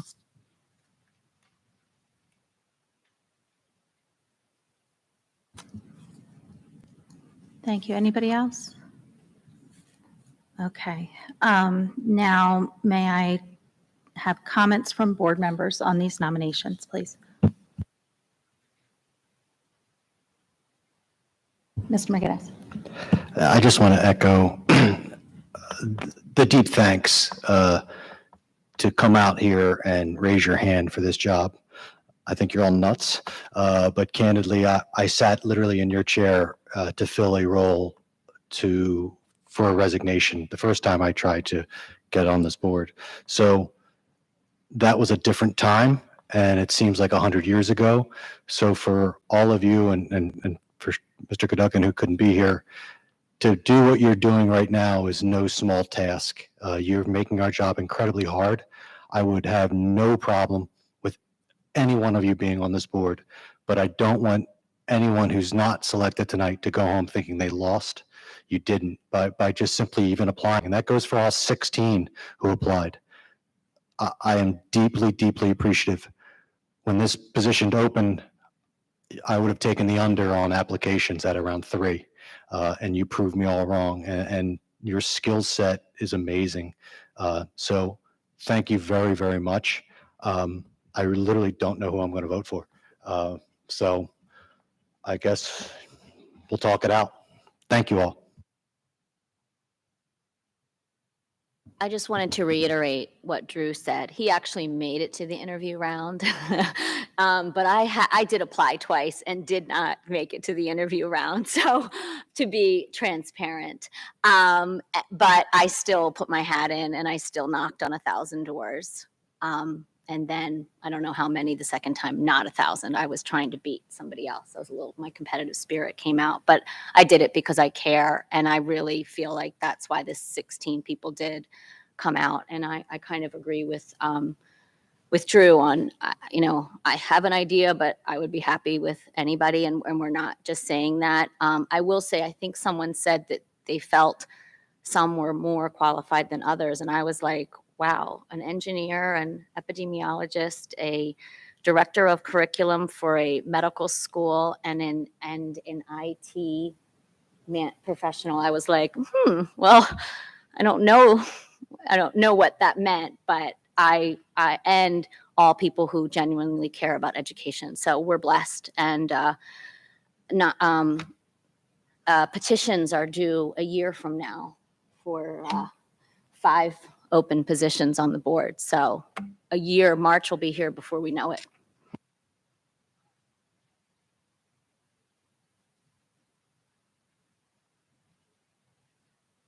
All right, so I'm going to let's hash it out because I feel like we're all, thank you, everybody. I appreciate it, but let's get right to the figuring it out. We're doing this to just really look at the questions. These questions came right from policy, so these were not recreated from us. We wanted to keep it straightforward, so we heard the same answers from everybody and heard the responses. So I do feel like the reason why I chose Kate Graf is that I think it's just the length of time she's been involved with the school district, just because she does have a student that went through the elementary through all of that. So personally, her involvement in the community, but knowing all the levels of school. But I also really, as a professional, I really like that she does, it's all about, we're talking about engineering, data, logistics, but regulation requirements and policy. But then also she's been on 2 boards that have given both involvement looking at parent teachers with her one organization, but then another one dealing with like costs. And she's been challenged with trying to deal with engaging and communicating to the community what she's trying to get the goals of that company. The other person that I would have to say that I think is a really strong person is Mr. Rookstool. I apologize if I'm saying that wrong. I just think the knowledge from Drexel University and him being involved on so many levels, providing him that wealth of knowledge is incredible, and it could definitely help us with all the assets that we're dealing with. So those are the 2 that I'm thinking. So I figured I would go second because I have the same thoughts on both candidates, and that's really who I am struggling between as well. But I won't repeat this. I agree with Ms. Graf, the comments you already said, Jen. But the other thing that really stood out to me was the opportunity that she has to present to the community and be able to pull the community together in her professional work. I wrote that down at the end. And, that engagement with the community and being able to do that is really important. And I appreciate that. And that was something that stood out to me in addition to some of the other things. With Mr. Rockstool, I think that, you touched on something, some of the biggest challenges facing public education today. Everyone did mention funding. You did mention something different. And there's no right or wrong answer.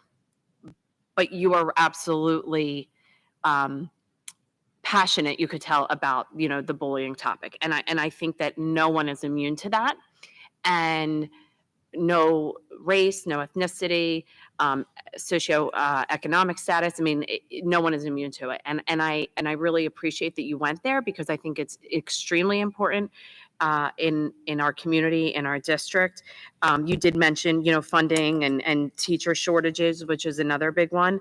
But something that you said that I wrote down: if a student feels connected to, and I can barely read my writing. If a student feels connected to the school, they will do well. If a parent feels connected, the student will do well. And I really liked that. And I can't agree more with that statement. And I think just the education background that you bring is relevant. So I just wanted to speak at least to those 2 folks. And I do appreciate everyone for coming tonight and going through this process. Thank you. I do want to say, based on our applicants, and I think I stated it before, we had a very competitive pool of applicants.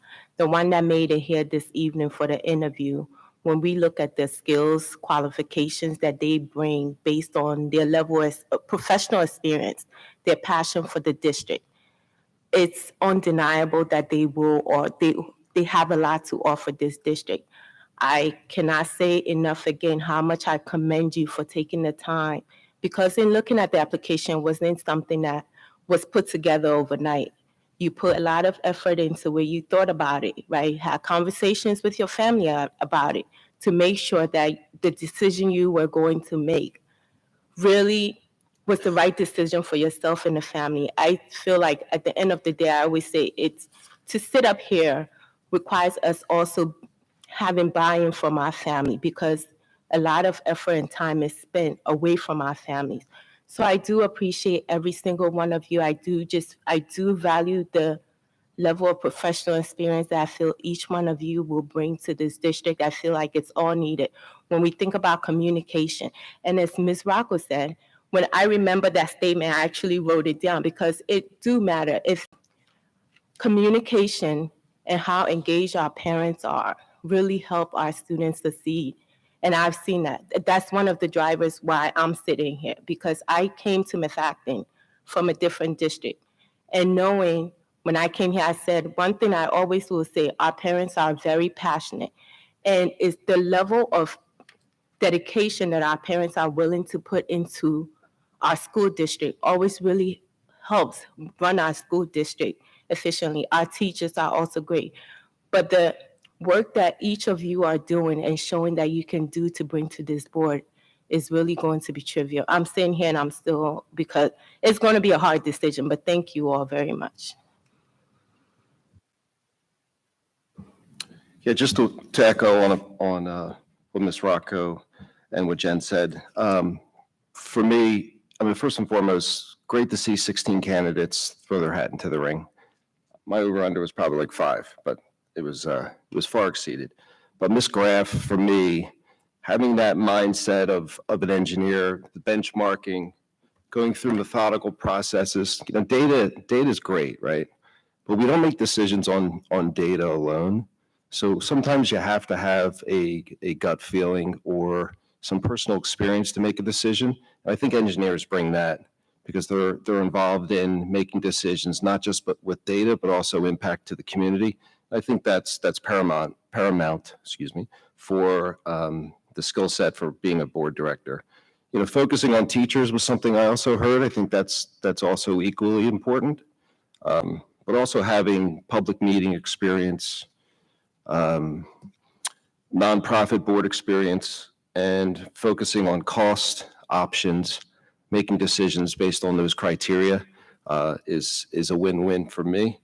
Some of the things that I heard from other candidates, which also Mr. Bookstall, I think your experience in education is fantastic, would be a great asset. One thing I heard on there just around the bullying comment, I think the question was, what do you think one of the biggest challenges in public education is? Maybe that's nationally, globally. I don't know if bullying is in there. Certainly, bullying is always a problem, and it's never should be tolerated. But I think when we look at the whole problem holistically, I don't know if I would have chosen bullying, but I do respect you for using your personal feelings and protecting your family is to be complimented. That's it. I think I'm not going to repeat. Thank you for everybody that did apply and coming forward.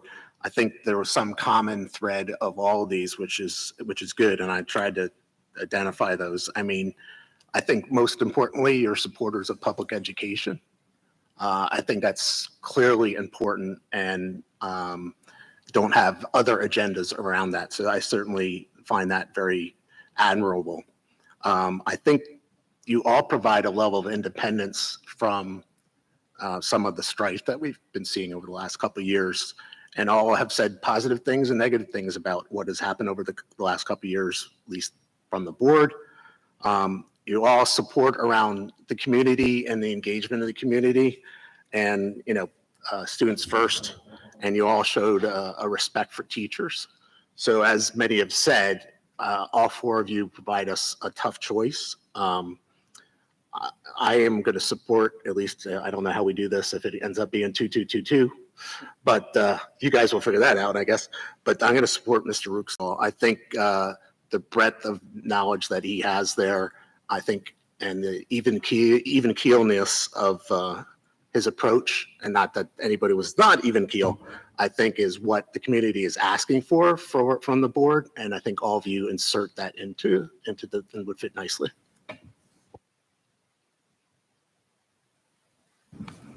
I'll give my 2 cents. And again, thank everyone for coming out and all the applicants who put forth their thoughts and shared with us their answers to some kind of complicated and hard questions. There are 4 great candidates to choose from. I think that I am going to be voting for Mr. Cadugan because I liked what he said. I liked his breadth of experience in HR and risk management and analytics, that he views this with a multifaceted lens, which I think it is. We're in all different aspects of the districts. We're in policy, we're in education, we're in finance, we're in property. And we also advocate for our students as well. And, he's a longtime resident of Methacton. His kids went through, and I liked his answer on, what is the goal here when we're looking at our choices? What are our goals? Let's define them and let's move towards them. Look at our value and our effectiveness. But I really sincerely thank everyone for coming and answering our questions and being here tonight. And we will continue our discussion because it doesn't sound like we have. We're ready to vote. So I guess let's keep going with our discussion. Is there anything anyone wants to add? I will, since we have to make a decision, I thought we were going through maybe once, narrowing it down. Is that not how it works? We have to get to the 5. Someone has to get 5. The next thing we're going to do is the roll call vote. And then if we don't get to 5, Then we make a decision to open the floor for nominations or, move this process to the next meeting next week. And to do the same thing if you would like to. So if we. But we don't have, a decision doesn't have to be made today. Okay. Okay, but again, the challenge is, we have our candidates here. We've gone through the process. It will be a decision among a board to proceed or not to proceed with a second set of nominations if the first set doesn't conclude in a final winner. Okay, so forgive me because I've only been part of this, I think once, and it didn't work meaning there weren't 4 nominees. And then before that, I don't remember it being like that either, but I wasn't sitting up here. I was out there. I thought I don't want to rush it, but if push comes to shove, I would be voting for Mr. Bookstall.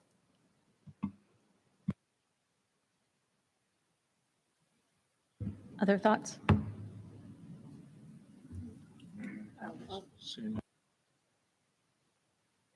I feel very comfortable with the nomination of Bookstall to move forward. I do agree with the breadth of knowledge that he has from all his levels of experience with work.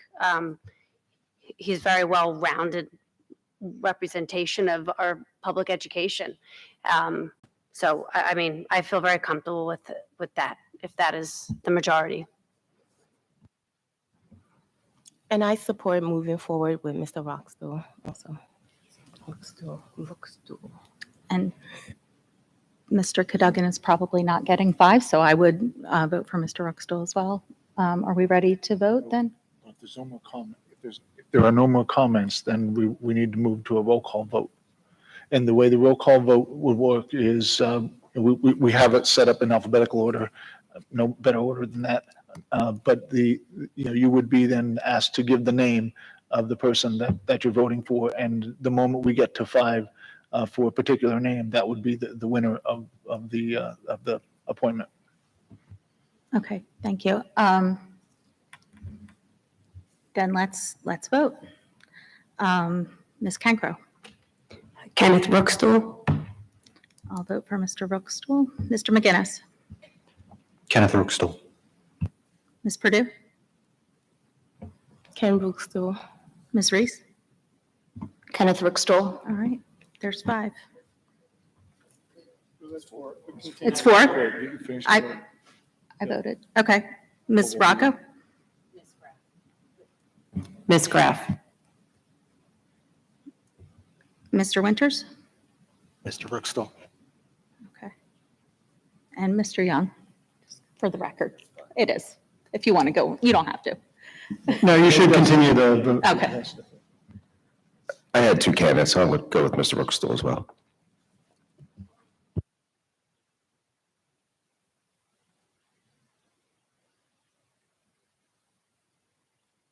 Okay.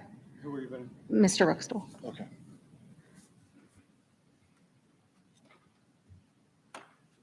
Okay.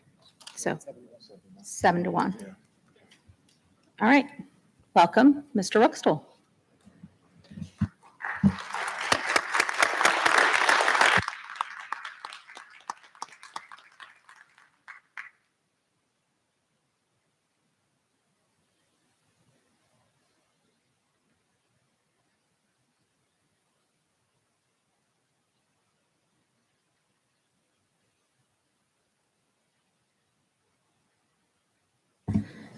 And just again, thank you to all of our candidates who came here before us to interview.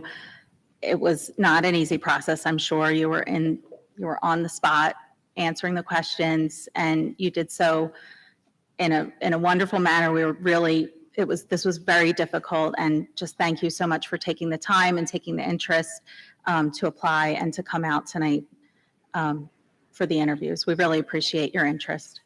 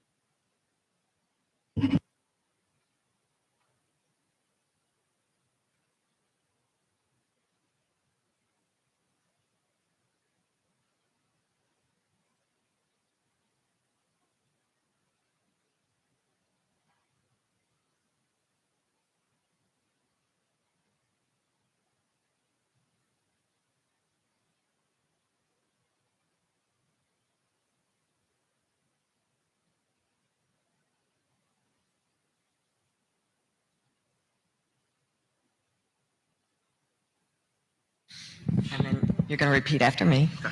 I state your name. I, Kenneth Bookstall, Do solemnly swear do solemnly swear that I will support, obey, and defend that I will support, obey, and defend the Constitution of the United States the Constitution of the United States and the Constitution of this Commonwealth, and the Constitution of this Commonwealth, and that I will discharge the duties of my office and that I will discharge the duties of my office with fidelity. with fidelity. Congratulations. Thank you. Thank you very much.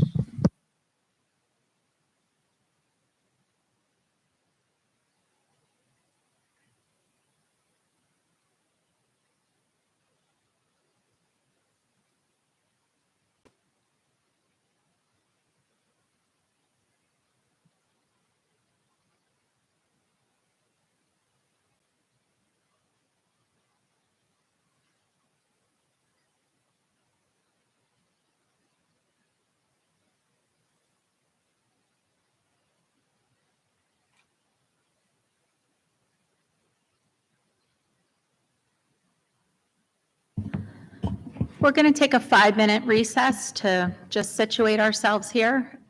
We'll be back in 5 minutes. Thank you.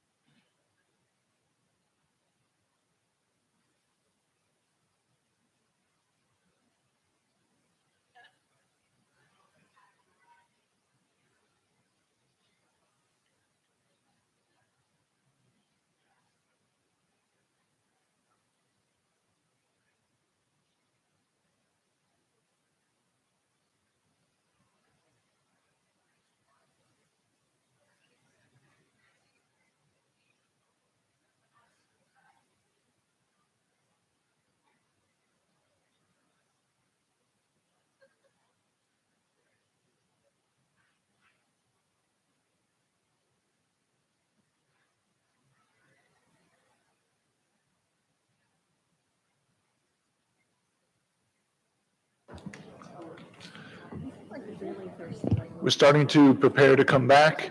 We want to get the Arrowhead presentation up on the screen.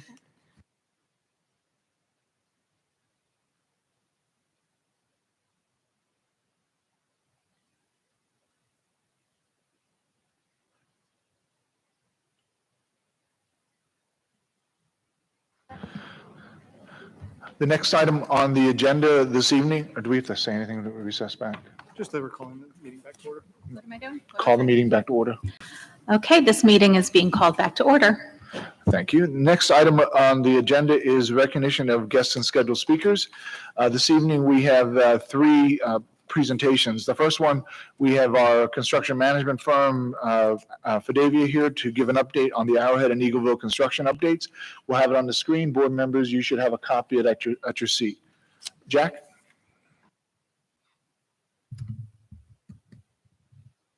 Good evening, ladies and gentlemen. My name is Jack Ayers. I represent Fidavia Construction Management in the Methacton School District. Congratulations, first off, to the candidate. Good job by you. Starting off with Arrowhead. So you have to scroll up.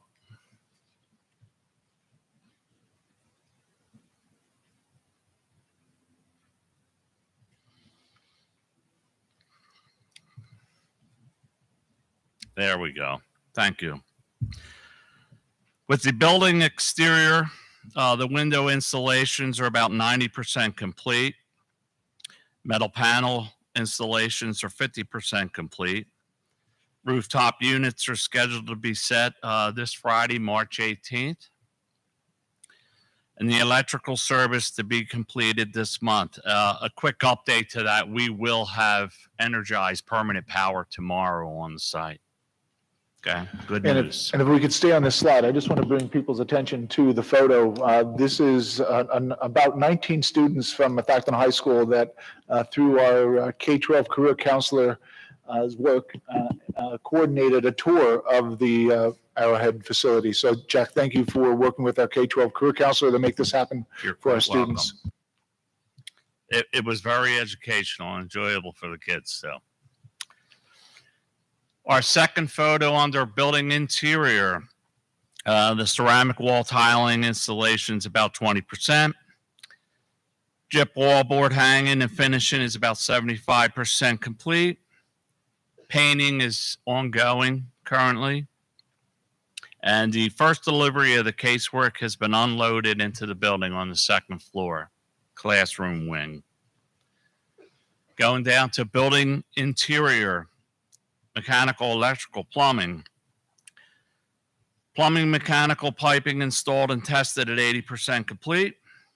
HVAC ductwork installed and tested 85% complete. We just gave the update on Pico. That's double dipper there. And all audio and visual, fire alarm, security, material and devices are on site and getting ready to be installed. Upcoming, we're going to start the epoxy terrazzo flooring installation on 3/22. The elevator delivery and installation will happen in April. The HVAC rooftop units will be picked by crane this Friday once again and installed, connected. Startup of permanent HVAC system will be by mid-April. So things are moving along with that. Are there any questions on Arrowhead? Any questions for Jack on Arrowhead at this point? Ms. Cancro? I think the only one we had done the tour, you guys were doing a projection and make sure that we're on track with timing. I didn't know if you guys had that meeting or when we would have that kind of update. We are currently on track to bring the building in on time. That's fantastic news. I appreciate that. Happy spring. And what we were talking about is the actual schedule that is still under development for the move-in. Any other questions? Seeing none, go on to the next.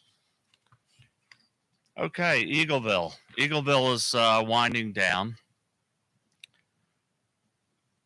We're to complete the additional light pole and flagpole lights out front. The light pole was delivered.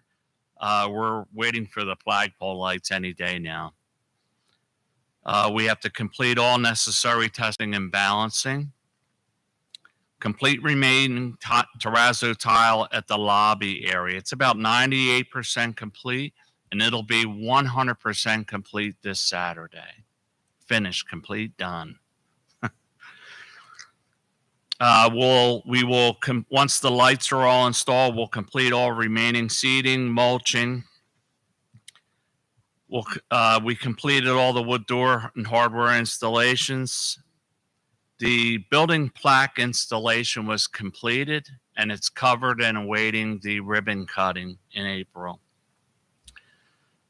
We will complete all punch list items, complete the remaining training and instruction for the district, and we will complete all closeout documents, including warnings, O&M manuals, attic stock, etc., by the end of the month. Any questions on? Any questions on Eagleville? Madam Drummond?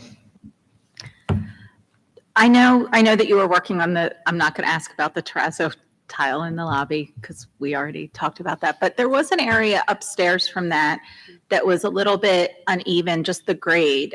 They had not maybe had enough breadth of area for the grading.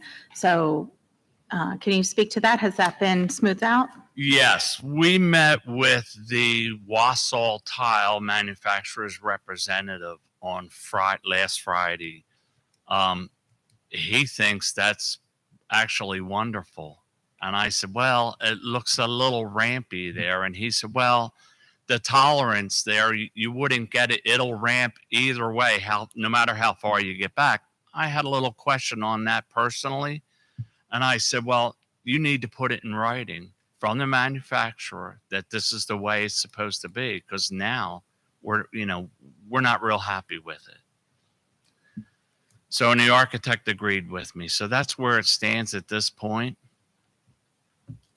So that's an unresolved matter. Yes. Okay, because that's an update for me, and I didn't hear that before. Yeah. And we're not going to be satisfied with that. Okay. Okay. Other questions? Is he going to get you that letter? Yes. He says, the rep says, Yes, he will. Yes, he did. until he talks to their counsel. Right. Right.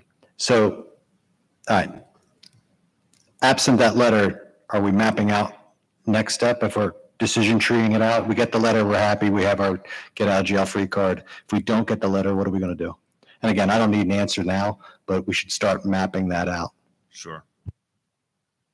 Thank you, Mr. McGinnis. Appreciate that. Any other comments on Eagleville? Any other comments on Arrowhead? Seeing none. Thank you, Jack. Appreciate it. Thank you. Next on the agenda, we have Mr. Chantry. Mr. Chantry is our planetarium science teacher at Arcola Intermediate School. And Mr. Chantry is here this evening to give you an introductory presentation on a recommendation for upgrades to the Arcola Planetarium. Mr. Chantry. Thank you very much, Dr. Zerbe. So good evening. My name is Adam Chantry. I'm the director of Methacton School District's Malin Planetarium. I want to thank you for the opportunity to share information about the past, present, and future of our planetarium and the plan we're developing to update and future-proof this distinctive district resource. So the Malin Planetarium was named after Dr. Gerald Malin. He's pictured here on this slide, who was the original director from 1974, Planetarium opened until 1991. When I was entrusted with the legacy of the Malin Planetarium some 5 years ago, I used this quote from Dr. Malin as my guiding philosophy. This is not a resource for a small group of students who may someday become astronomers, but a resource for all of our students and our community to better think about and understand the world around them. So our planetarium has distinguished Methacton from surrounding districts by providing high quality STEM education for more than 47 years here in our district. It's hard to track down with planetariums exactly how many there are, but it's been reported that over the years, at the high point, there are possibly 400 planetariums nationwide in public school districts. But more close each year, so it's really a hard number to pin down. Just from my personal knowledge, talking to peers, going to conferences and things like that, I estimate maybe 20 in the state of Pennsylvania remain, but more close each year. So maintaining our investment and future-proofing the bones of our planetarium will allow us continued return on our investment here in STEM education. So here's just a short example of the type of questions our students are exposed to during their visits to the planetarium. You can see there's lots of different types of things that we cover when we come in here. Our past investments in upgrading computers and projectors has allowed the Malin Planetarium to adapt to many more co-curricular lessons. We immerse students in the universe. We cover curriculum that includes math, science, history, social studies, reading, art, music, technology. We cover all of that within the space of the planetarium. This environment of the planetarium helps students to think about the questions that they have about the world that they live in. And it shows them the connections between the applications of what they're learning in all of their other classes. So we take all of that knowledge and we put it together and we see how it works in the world. So you can see here, this is just a list of some of the types of topics that we include in our visits and the different visits that students have. So a student who goes to Methacton from kindergarten through 8th grade will visit the planetarium approximately 45 times during their K-8 experience. And that's based on our 2018-19 lesson numbers. Obviously, over the past 2 years, we've faced some challenges, but in 18-19, that was about how many each student would come through. So while the lesson numbers at each grade may change over time as scheduling and other issues arise, the newer computer systems allow us to be even more agile and capable of adjusting our visits to meet the curricular needs of teachers at many different grade levels. So each year, more than 2/3 of the students in the Methacton School District walk through my door in the planetarium. That's almost 3,600 students each year. And many of those students are walking through my door multiple times in the course of 1 year. So our planetarium isn't just for our students. All lifelong learners in our community have the opportunity to utilize this resource. In the 18-19 school year, again, we saw more than 1,500 visitors at our public events. So you can see here we have monthly public shows. Typically, this year they're the third Friday of every month. We have a star party that'll be coming up on May 7th. That's free to the public, lots of great activities. We have laser light shows. We've done special events for the 50th anniversary of the Apollo moon landing, the 2017 solar eclipse, lots of different things. So we see people throughout the community. We even see other school districts, some classes from Perkiomen Valley and Springford come and visit us, various preschools, and different astronomy groups from around the area. We see them lots in our planetarium. So the goals for this project is to increase the capacity and number of student visits. So right now, if you've been on our planetarium, we have a center set of projectors, and we're looking with the new technology, we can move those projectors to the side, hopefully add some more seating in there. We also want to increase the ease of use of co-curricular lessons. The more we can do more quickly, teachers can come to me and say, can we do a lesson, that covers this topic, and the turnaround time on that can be really quickly, and we can put those lessons into place. And then updating and future-proofing a lot of this technology. So many of these systems are coming to their natural life expectancy. Our current computers and projectors will be 10 years old at the projected completion of this project. I take pride in caring for our investment and getting all of the use out of it that we can. I work closely with Spitz Incorporated. So they're a global company, which is headquartered locally here, right down in Chatsford. And we work on maintaining those systems, cleaning them out, keeping them up to date, so that they're running at their peak performance for as long as they can. With the projects that I'm going to show you here, while it is possible to kind of piecemeal these together and do small pieces at a time, completing it in one extensive project would add value to that overall investment. If you try to do it one piece at a time, it doesn't allow us to kind of move the things around the way that we would like to so that they would function better for our students. This is a breakdown of the items we're looking to replace, the estimated costs, and the estimated or the expected lifespan of those things. So these costs are just estimated. We have not issued any requests for information yet, any RFIs yet.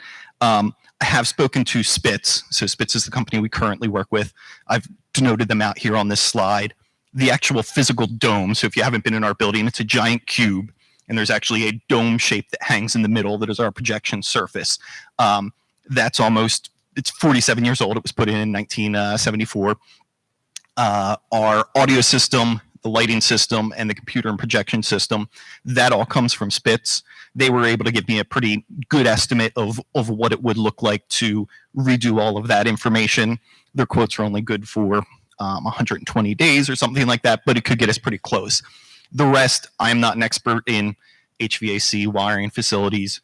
Mr. Jones and I had a quick 5-minute conversation just looking around, and he said the best idea would be to get an architect in so we could get a good idea of what that might actually cost. That's kind of the round number we threw out there to look at replacing all of those other things. So we're looking at about a total estimated cost somewhere between $800,000 and $850,000. There is an annual budget for the planetarium also. All of the equipment through Spitz Incorporated, we have an annual service plan that if I have any issues with projectors, maintenance, anything like that, they overnight me parts. They'll deliver parts right away. They'll send out a technician, and it keeps the planetarium running even if there is a major problem that goes on. And that's been part of our budget in the past. That's been kind of our annual rolling costs as we go through there. So on the next slide, the process that we're looking to go through here. So back in January, I presented to the Education Foundation to see if this is a project that they would like to look into supporting in the future. Here in March, we'd like to solicit requests for information from qualified architects for quotes on the design and project oversight. Spitz has given me the name of 2 local firms that they've worked with that have done school planetarium in colleges. Obviously, it's kind of a niche market in putting in planetariums. As I said, there aren't too many of them. We're hoping that in April, we would come back and discuss hiring an architect to provide expertise and oversight of the project, to really get a scope of the project and exactly how much that is going to cost. We would work with the architect and the Spitz engineers to develop a complete plan of what it would take to redo our planetarium. Then we would be coming back sometime in the June timeframe to seek approval from the board and the Education Foundation with a final scope of the project. Then hopefully start working on bids in the fall and have the construction done over the next summer, and have the construction completed for the beginning of the 2023-2024 school year. So that's kind of the scope of what we're hoping to do over the next few months here. And on the next slide, our planetarium is really, it's instrumental in preparing our students for STEM careers and encourages lifelong learning for our entire community. It's important to ask the big questions with any project such as this that will impact all of our students for hopefully another half a century. So why is the planetarium so impactful? Is one of the questions that I asked myself when I was searching for that original philosophy for our planetarium. And I found the best answer to this question in a quote often attributed to Antoine de Saint-Exupéry. He's most well known for writing The Little Prince, if you're familiar with that book. And I thought this quote was so perfectly explained why the planetarium is so impactful that it's posted above the entrance to the planetarium.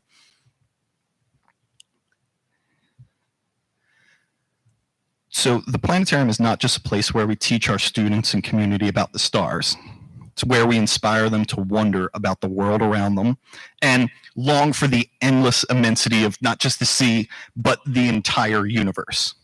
So thank you for your time and consideration. I'd be happy to answer any questions that you might have at this time. Well done, Mr. Chantry. And for board members who may not know Mr. Chantry, he's among one of our finest teachers in the district. And I thank you for not only bringing this matter to my attention and preparing this presentation, and also speaking with the Education Foundation, understanding that there is there's an educational need, and then there's a financial challenge associated with making these types of decisions. And your professionalism and working with the foundation, knowing that there's a number of avenues that we can possibly use to get to an end result is commendable. So thank you for taking the time to be with us. Now, how about questions from members of the board? Yes, Mr. McGinnis. Thank you for your presentation. I'm old enough to remember Dr. Mallon 41 years ago. I'm a huge proponent of the planetarium. I think it's absolutely awesome. I remember experiencing complete darkness there, and again, 41 years ago. So I believe in the impact. But if I could charge you with a little bit of tightening up your numbers, and I'm not looking to shave numbers off, but you listed some things. I'd like to see it graphically, or kind of left to right.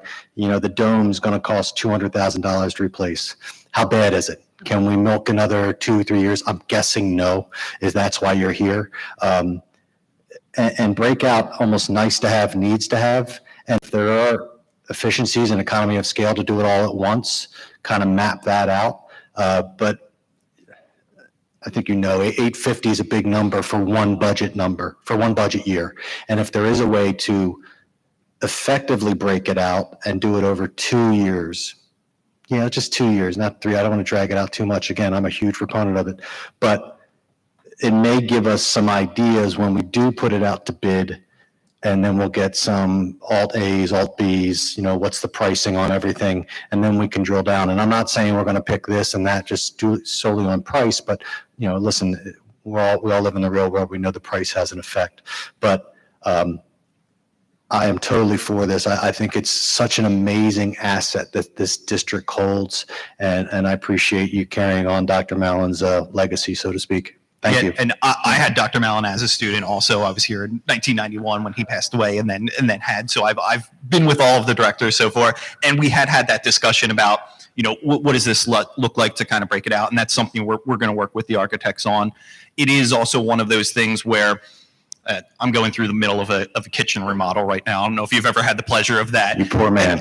And it's one of those things where it's like, oh, well, the appliances need upgrading. It's like, oh, okay, well, while we're doing that, the flooring really needs to be, well, while we're doing that, when these cabinets are out, well, we don't have to maybe we can move the sink over here and have it. And it's one of those cases where right now we have center projection. We're looking to eliminate that to increase that capacity within there. Well, once you move that, then you're attaching onto the dome. Then it's like, well, you don't want to attach onto the dome. Then next year, pull down the dome, put the dome back up. Then the seating's in. But it is something we can I definitely will look into that with the architect and see where we might be able to do the project spaced over. It's a little bit, as far as the facilities work goes, it's definitely beyond my expertise. So I'm looking forward to working with somebody who can make those kind of suggestions and say, hey, this is the order that we can do things in to still accomplish the same goals. And listen, if the answer is just what you said, hey, it makes zero sense to do this piecemeal, then that's the answer, right? I'm not looking to create additional spend. I'm just curious to see, again, knowing that an 850 budget line item, that's a big one. That's going to draw attention, and we're going to be able to make sure that we're efficient with it. But again, I'll vote yes for it right now. Thank you very much. Mr. McGinnis, I think you're right on target with what we need to do. What we're really proposing is that we go out and find out what the cost would be to have an engineer or architect work with us to put that type of proposal together. And so really what as the outline is so indicated, we'll solicit that. That's free of charge, and we can get that information, and likely in April come with a recommendation to the board to say, okay, for X dollars, we can have an engineer or architect help put this plan together that includes all these pieces. and therefore then come at a later date with what that plan would look like and the options that you had mentioned, and be able to then decide whether or not, as a board, this is a full investment or a partial investment or something to that effect. So that's really kind of the plan. So thank you for outlining that. Other questions, Mr. Winters? Yeah, and I second that Mr. Chantry is the teacher that really speaks well in Methacton, for sure. Two things. One, is there any conversation with the IU or North Monaco Tech Center to use this resource in other ways for other? I know you said Springford and Perk Valley come down, but is there other opportunities to leverage that? I mean, there's always opportunity open. I have it open on the Planetarium website. People can, I have Cub Scout troops all the time contacting me. Can we set up a show? Can we come in? Can we do that? And we work around those schedules, and we definitely have that open. But definitely I can reach out more to some of those other groups and have them in. Sometimes with those groups, like with North Monaco, people always ask about, the high school students. Why don't the high school students come down? And I'm sure you're probably aware the schedule at the high school is so intertwined with other classes that taking field trips sometimes does not work out. One class wants to come over and do something, but that's going to disrupt 5 other people's classes for the day and can make it a challenge. So I don't see a lot of those groups making requests to come over during the day like the Monco, but I would definitely be open to it and can find time and schedule things like that. Okay, and just a comment, I really appreciate that you're sort of an additional tech integrator for the primarily these 2 schools, but it's really helpful that you have an in-house resource that can be supportive and that reactive to the lesson planning. So thank you.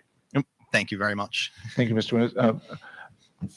Well, maybe my time on the finance committee might be finally rubbing off, because I was going to ask something very similar. I, like Mr. McGinnis and you, have had the experience of this planetarium and Dr. Mallon, and this is, I think, such a hidden gem within this school. And I too would vote yes for this right now, because I think it's so valuable. But I guess, and I quickly did, it says here 1,500 community members, 8 times $8, that comes out to $12,000. I'm not thinking that we're going to make up the revenue of $850,000. But to Mr. Winter's point, is there a way with the other districts? I know we've had a rough 2 years, obviously. Moving on from that, I was just curious, what is the revenue? Does PV or Springford, they compensate us when they come here? I was just curious if there is a way to maybe leverage some of that too. And I do appreciate the presentation, and I also appreciate the going to the foundation, and doing that legwork. But I was just curious around maybe utilizing some more of that. Yeah, so we do, and that's been discussions in the past and things like that. With our public education shows, and when other classes come in, we do charge for that, and it goes into the balance on that. It's never going to break even. It's not going to be a business that's going to make money. One of the things that I kind of work toward, especially with our public shows and when we do things like scout groups, although we could charge a lot of money for it, I really want to make it available to everybody. So for instance, a scout group on a normal year when we can sit 60 people in the planetarium, we worked out the math, and we charge $200 for a 1-hour presentation. So if you bring 60 people, it keeps it within $3 or $4. So every community member can participate in that. It's not a $20 ticket that, a family of 4, well, that's $80. You might as well go to an IMAX movie for that. I don't have a $500 million budget to, produce that kind of show. So finding that balance, and I'm always open to suggestions on that and help on that. That's not in my realm of expertise. And I would love feedback on that, of finding that perfect balance of, how can we generate that revenue and still make it accessible to everybody, so that anybody who wants to come into the planetarium has that opportunity and can really see that. But I'd definitely be open to that. Thank you. Thank you. Question, Ms. Drummond? Thank you for your presentation. And In my experience of the planetarium, one of the best things is your enthusiasm of the subject. So thank you for that. And, I've enjoyed every session I've had at the planetarium and the star party and all of that.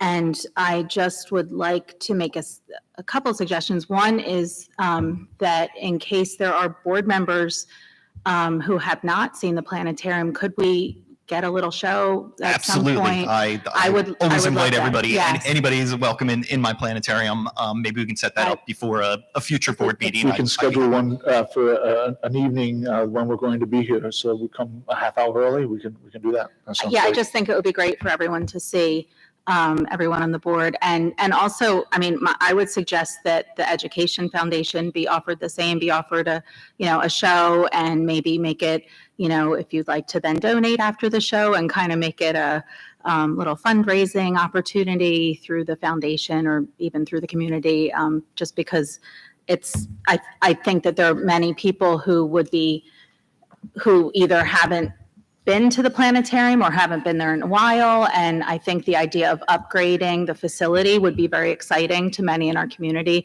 who would be willing to help fund it. And I also would hope, I guess, and I'm sure this will be, and I would also like to hear more about how the remodeled planetarium would make it more accessible to students, some of our students with disabilities, and because I'm sure that would be part of it too. And I would be very interested to hear how that's going to really serve all of our students. Absolutely. Absolutely. Thank you, Ms. Jones. Ms. Cancro? I think we're all super excited for this. We really want you to go out there and get us the quote that we can move it forward. And I'm willing to help you talk to the state representatives, Webster and Bradford. If you're saying that we're like 20 in this Pennsylvania and we're moving towards this STEM initiative throughout Pennsylvania, I think we should try to get as many people on board. So I am absolutely, I think, as a board, willing to help reach out and get some support from the state as well. So thank you. And the only plug I would say is that I think all the students really had such excitement, and I would love to expand it to the high school for that career readiness, because they just, even if it was for that, like come in and see you as a teacher and do that. So maybe not a whole class, but offer it as a career opportunity for them. I think would spark so many kids, because I think that's the biggest feedback. Like, why don't we have access to this great program? They do, but it's hard to schedule. Yeah, it's a little bit more difficult to get that in all the time, but I'm definitely open for that, and I would appreciate any help. I'll present to anybody anywhere and show them all the cool stuff that we do. Yeah, well, I look forward to the information coming forward, so thank you. Thank you, Ms. Cancro. Mr. Young? Yeah, again, thank you for the presentation. It's a great project, great resource, differentiates us quite a bit in the state of Pennsylvania, only having 20 of these left. So, Dr. Zerbe, just for some clarity from a board action item, are we voting on the solicitation request for architects? There's no action by the board this evening or this month. Next week. Or next week. Okay. What the administration is going to do is solicit with qualified firms responses to information to provide a service for a fee that in April we'll come back to you and say here, and we'll go through a selection process. Typically, we do with any service provider, like for an architect, and then we would then make a recommendation that would say something like, recommend XYZ firm to produce the scope of work associated with preparing for the renovation, given the parameters, many of them that Mr. McGinnis had suggested to go for bid, and give us a different, I guess, an architectural professional recommendation on the estimated cost of what's before us. Okay, but we're not approving the selection of the qualified architects. Not this evening. At any point in time. Not this month. Okay. But you will have to select the professional once we bring that motion, that matter before the board, which is targeted right now for April. Okay. And then again, just to kind of pile on a couple of other comments earlier on breaking out those very round numbers around the estimated costs, how we got to that estimate. We'll get to that point. My guess high level question is this a complete rip and replace project? That's as it sits before you now. That's what it would look like for the entire thing. Obviously, we'd be open with the architect if they say, hey, this can be done. This can be done. I would be open to any of that. Kind of went with the big shot. Like, okay, what would it look like if we took it all down and other than the building structure itself and kind of revamped it all. Okay, but we will look at wiring, whether it be Cat 5, Cat 6 in 2013. It's 9 years old. Those type of conditions to see what's salvageable. Yeah. Perfect. Thanks. Thank you, Mr. Young. Any other questions from members of the board? Ms. Perdue? First of all, thank you very much for the presentation. I had the pleasure of hearing you provide this to the Education Foundation, and there was a lot of excitement from the foundation, and certainly shows this potential for the foundation to come forward as far as looking at ways to support. I do like some of the input shared by other board members today as far as inviting the foundation in just to take a look, because I don't think everyone from the foundation have had the opportunity to come in to visit. And I think with maybe potentially them supporting some of this work, it will be a good opportunity. I definitely like the opportunity to have the board come in also. I like the idea proposed by Ms. Cancro also to maybe provide it as opportunity for the high school. It don't have to be all, but maybe based on the course that they're in, if they're in a certain course, maybe have an opportunity to come in. And I hear you speak about it. You have such passion and you're enthusiastic about it. And I'm sure you can craft something for their age group to really give them an idea of what you're doing there. And when we think about career readiness, it can provide a lot of information there. I think one of the, when you brought this up to the foundation, I know they saw the price point too. So it may be good to really try to narrow it down on, and I know you said you're willing to and open, you're looking at this as working with the right people, you're able to scope out the work. I think it would be nice to have it scoped out as far as what do we need to do now, what's still okay to do, and maybe have a long-term plan as far as how we proceed with getting the work done. I think that would be a good start. I wanted to get from you, and I have a follow-up question from Dr. Zerbe also. Have you heard back from the Education Foundation after your meeting in January in general? I have not personally. Okay. I don't know if they've had discussions on top of that, but I haven't personally heard back from them other than a few people reaching out with feedback, saying that they enjoyed the presentation and, offering suggestions and things like that. And we do have sometimes, there are some high school classes that come down, like we've done physics lessons with tracking satellites and doing the rocket equation and things like that. It just doesn't happen as often because of the scheduling. The teacher has to be on board with, okay, I'm going to put together, they have to kind of figure out the schedule when they can come in. But, it is option, and I definitely welcome them into the planetarium anytime. Okay, thank you. And I think when I look at the list you provided on the technology, hardware, and the facility itself, we noted there's a few items that are the original still, but you had some installations done in 2013 and 2013 for the light and also the computer projection. I'm just wondering, and I had this thought when I heard you present the Education Foundation, maybe Dr. Zerbe also, and I'm thinking about maybe anything that happened in the past as far as funding. Did you receive any funding or support from the district also in reference to maybe getting some of those two items repaired or replaced? I believe in 2013, the Education Foundation, I wasn't involved with the planetarium then, so I don't know exactly, but I believe they were involved in that project also. They had contributed money to the original projectors and Yeah, I believe it was about $200,000 or $250,000 that the Education Foundation donated for the purchase of the equipment. And just to follow up on what I believe you were asking earlier was the conversation with the Education Foundation president. It's likely that the foundation would take on a specific capital campaign in order to address fundraising for this. But just so everyone understands, we really, we're asking Mr. Chantry, who, while he's an outstanding teacher, he has, he's talking about renovation of a kitchen. And so he's gotten that bit, but we really need some expertise so that when we provide some information to the board, it's more concrete and it's coming from the perspective of what some of those actual costs are. These are really estimates. We could be estimating really high, we could be estimating really low.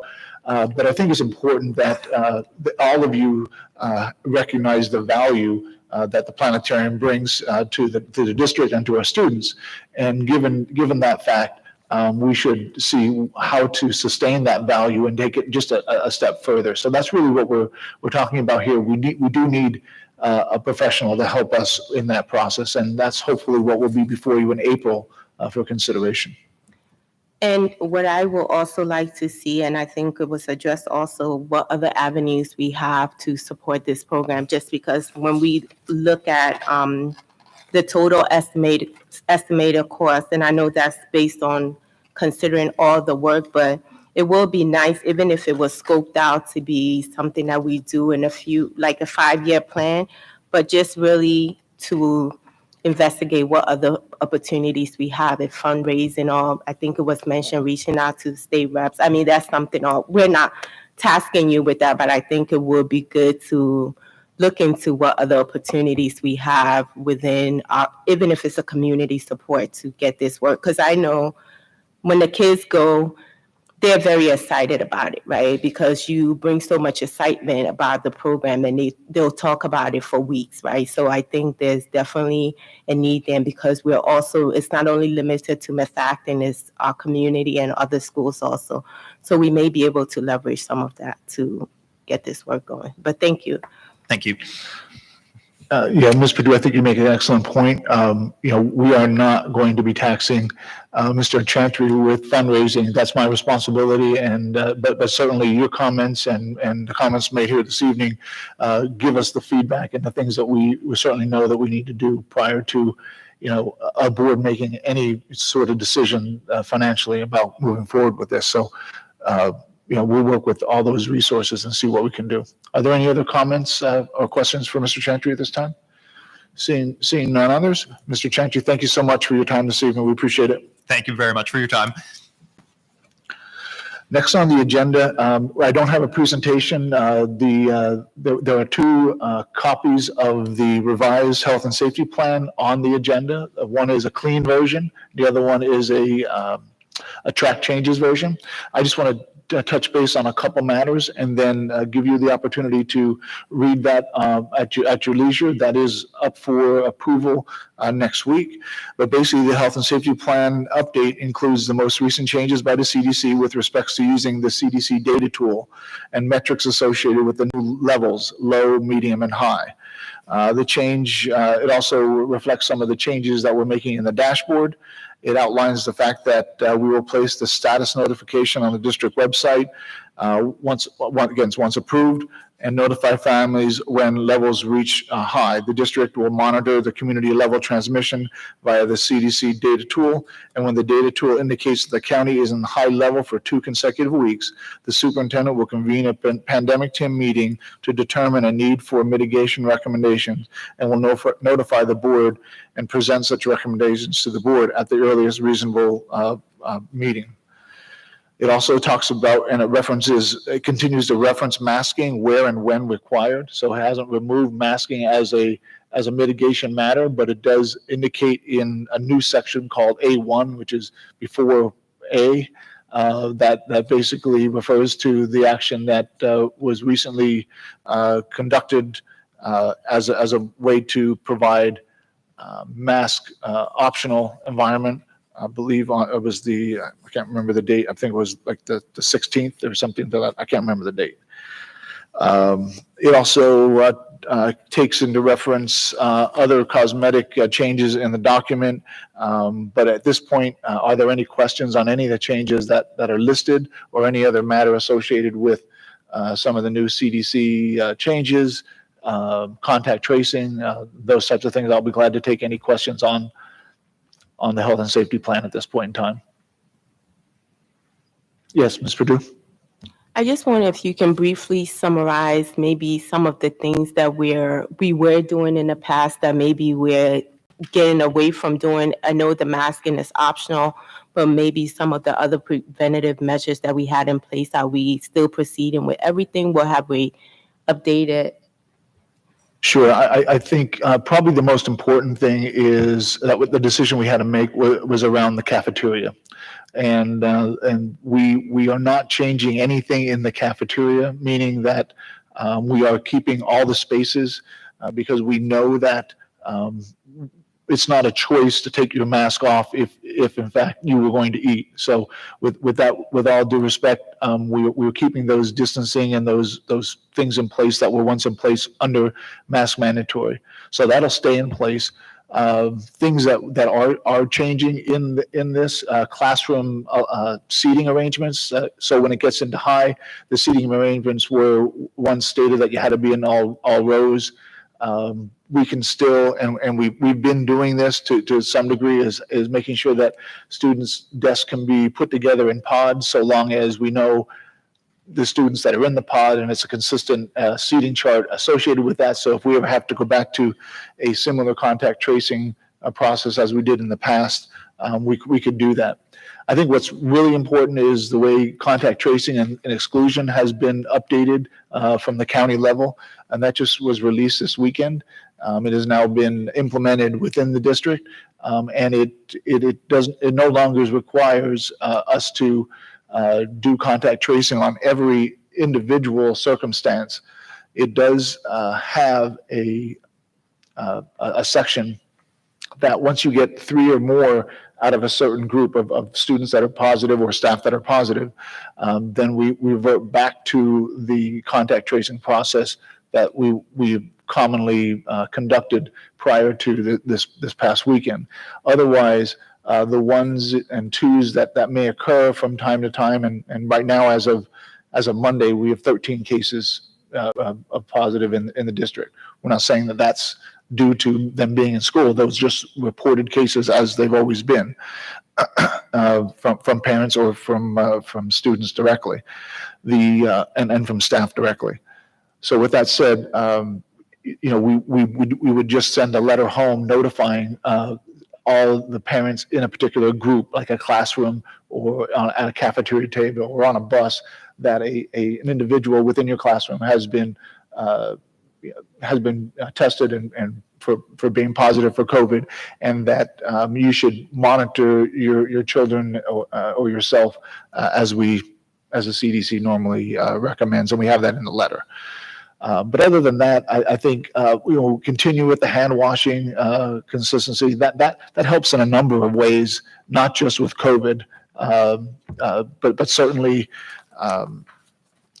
this will likely need to be revisited again prior to the coming new school year. And again, at that point in time, we'll have to take the information that we have then to make that decision, as it may be totally different. So I think what we have and what we have posted gets us through the rest of the school year in a safe and a manageable process. Any other questions on the health and safety plan update? Just one quick one. And the pandemic team is still meeting as needed as needed to, if anything changes? Yeah, we met prior to with these changes. I went over the changes with the pandemic team. Any other questions? Seeing no other questions, that would end our presentations for this evening. I know that we normally do not go into reports, but I think it's important, if the board would allow me to make one report here this evening. I'd like to update the board and the public on Shannondale matter, if I could. So the Methacton School District Tax Appeal Court case with Shannondale, referenced as SWD 101 LLC and WNR 38 LLC, was ordered on February 7th, 2022 by the Court of Common Pleas of Montgomery County, following a 3-day trial where the judge ruled that neither party provided sufficient, competent, and credible evidence to overcome the Montgomery County Board of Assessment taxing determination, and therefore the court orders the adoption of the county taxing authority market values and assessments for the said properties for the years at question. The matter that began in 2006 with a taxpayer appeal and lasted for 16 subsequent tax years was ordered, and the appeal deadline has passed, bringing the case involving those tax years with this taxpayer to a close. The district, as a result of the taxpayers filing in protest of their taxes, began in 2011, under requirements of law, to place 25% of the due tax from the taxpayer into an escrow account. The escrow would range from $600,000 to about $700,000 annually. The escrow account now has $7,193,687 to date. The administration is preparing a recommendation for the Finance Committee to consider with respects to the use of those now available funds. And we will continue to keep the board apprised of that conversation. And at some point in time, there likely will be a motion before the board to determine what to do with those resources. Are there any questions on that at this point in time? Not seeing any other questions, that will be my report. We'll move on to other agenda items. We now have, we would then go into public comment on action items. There are no more action items this evening. We have fiscal items. Mr. Bricker. Thank you, Dr. Zerbe. This month for your approval is the list of bills, treasurer's report, budgetary transfers, and there's 2 student activity account actions. One is to approve a student activity account. The other is to approve the closure of inactive student activity accounts. Thank you, Mr. Bricker. Questions for Mr. Bricker on finance? Ms. Cancro? Usually sometimes there's a little bit of a minimal balance on the closing ones. Or do we have that? Are we rolling it into a specific account? They're inactive. There's $0 with the exception of one, and that will follow board policy, which gets spread among the classes. Thank you. Thank you, Ms. Cancro. Any other questions for Mr. Bricker? Not seeing any other questions, we'll move on to personnel items. Dr. Sergini. Thank you, Dr. Zerbe. Good evening. For your consideration this month, we have the following personnel items. 1 resignation professional, Penny Farrell, Spanish instructor at Methacton High School. We thank Penny for her service to Methacton, and we wish her well. 2 resignations classified, Daniel Talia, paraprofessional at Eagleville, and Lorraine O'Donnell, counseling office secretary at Methacton High School. We thank Lorraine for her many years of dedicated service to the students of Methacton, and we wish her well. 1 elimination of position, administrative, the position of supervisor of diversity, equity, and inclusion. 1 job description, nursing services coordinator. 1 employment classified, Peter Courtney, second shift custodian at Arcola Skyview. Peter has been with us as a casual, and we're happy to officially welcome him to Methacton. 1 change of status, professional, Kristen Monastero from .5 kindergarten teacher at Worcester to grade 4 teacher at Worcester, effective for the 2022-2023 school year. 1 change of status classified, Monica Grant from personal care assistant at Skyview to counseling office secretary at Skyview. 1 uncompensated leave classified as noted. 1 sabbatical leave for professional development, David Adolph, Methacton High School, effective for the 2nd semester of the 22-23 school year. A series of supplemental contracts, including an ISSS position for the remainder of the current school year, curriculum writing contracts, several additions and revisions to the spring coaches list, and an after-school homework club contract. 1 addition to the classified substitute list, Kelly Gallagher. We welcome Kelly to Methacton. 1 community education swim instructor, Ava Arcus, and additions to the list of approved district volunteers as attached. Thank you, Dr. Sergini. Questions for Dr. Sergini to my right. Mr. Winters? Yeah. Thank you, Dr. Sergini. On sabbatical leave. Yes. Mr. Randolph, is it from a approach slightly different with somebody with such a specialized science, high school science requirement? Is it something that we could possibly reach out for the teacher on, not the teacher on assignment, but actually the guest teacher program? Is that it almost seems like it's going to be fruitless in some ways to find a substitute for anatomy. The good news is that we have advance notice. This is for the second semester of next year. So we'll begin working with STS and working through that whole process very early on to ensure that we have someone in place beforehand. And Any other questions to members to my right? None? To my left? Ms. Reese? I thought Paul was going to ask my question. When we talk about sabbaticals, professional sabbaticals, and teacher retention, allowing a teacher to take a professional sabbatical, then they continue their education typically, correct? That's correct. And then it is our hope that they continue with us. And if they don't, and I don't mean that in a bad way, doesn't there have to be like payback for the education? That's correct. They are required to work with us for the complete following subsequent school year. Okay. And not that I'm suggesting anything amiss with the teacher. We do really in these next couple years worry about teacher retention and teacher shortages. So I wish him well in that professional sabbatical and keep teaching science. That's a fair question. Thank you. Any other questions, Ms. Drummond? Hi, thank you. My question actually has to do with under advisements, but they're personnel-related advisements 3, 4, and 5 of, I don't know if you have the actual agenda in front of you. I do. So I wasn't sure, it's a lot of different positioning regarding special ed at Worcester, and the way I was reading it leaves maybe grade K and maybe grade 3 without. Kindergarten, we're moving to a different model with the full day kindergarten program. And then with the movements that are happening, there are several positions that were open here and several individuals who were displaced. So several of these are movements within the building and into open positions. At least one is based on a retirement. One is based on a movement into an administrative position, and then some reshuffling within the building. Okay, so I mean, yeah, so, all right. I just wanted to clarify that. Thank you. Thank you, Ms. Drummond. Any other comments to my left? Ms. Perdue? I just had two. One was in reference to the nursing service coordinator.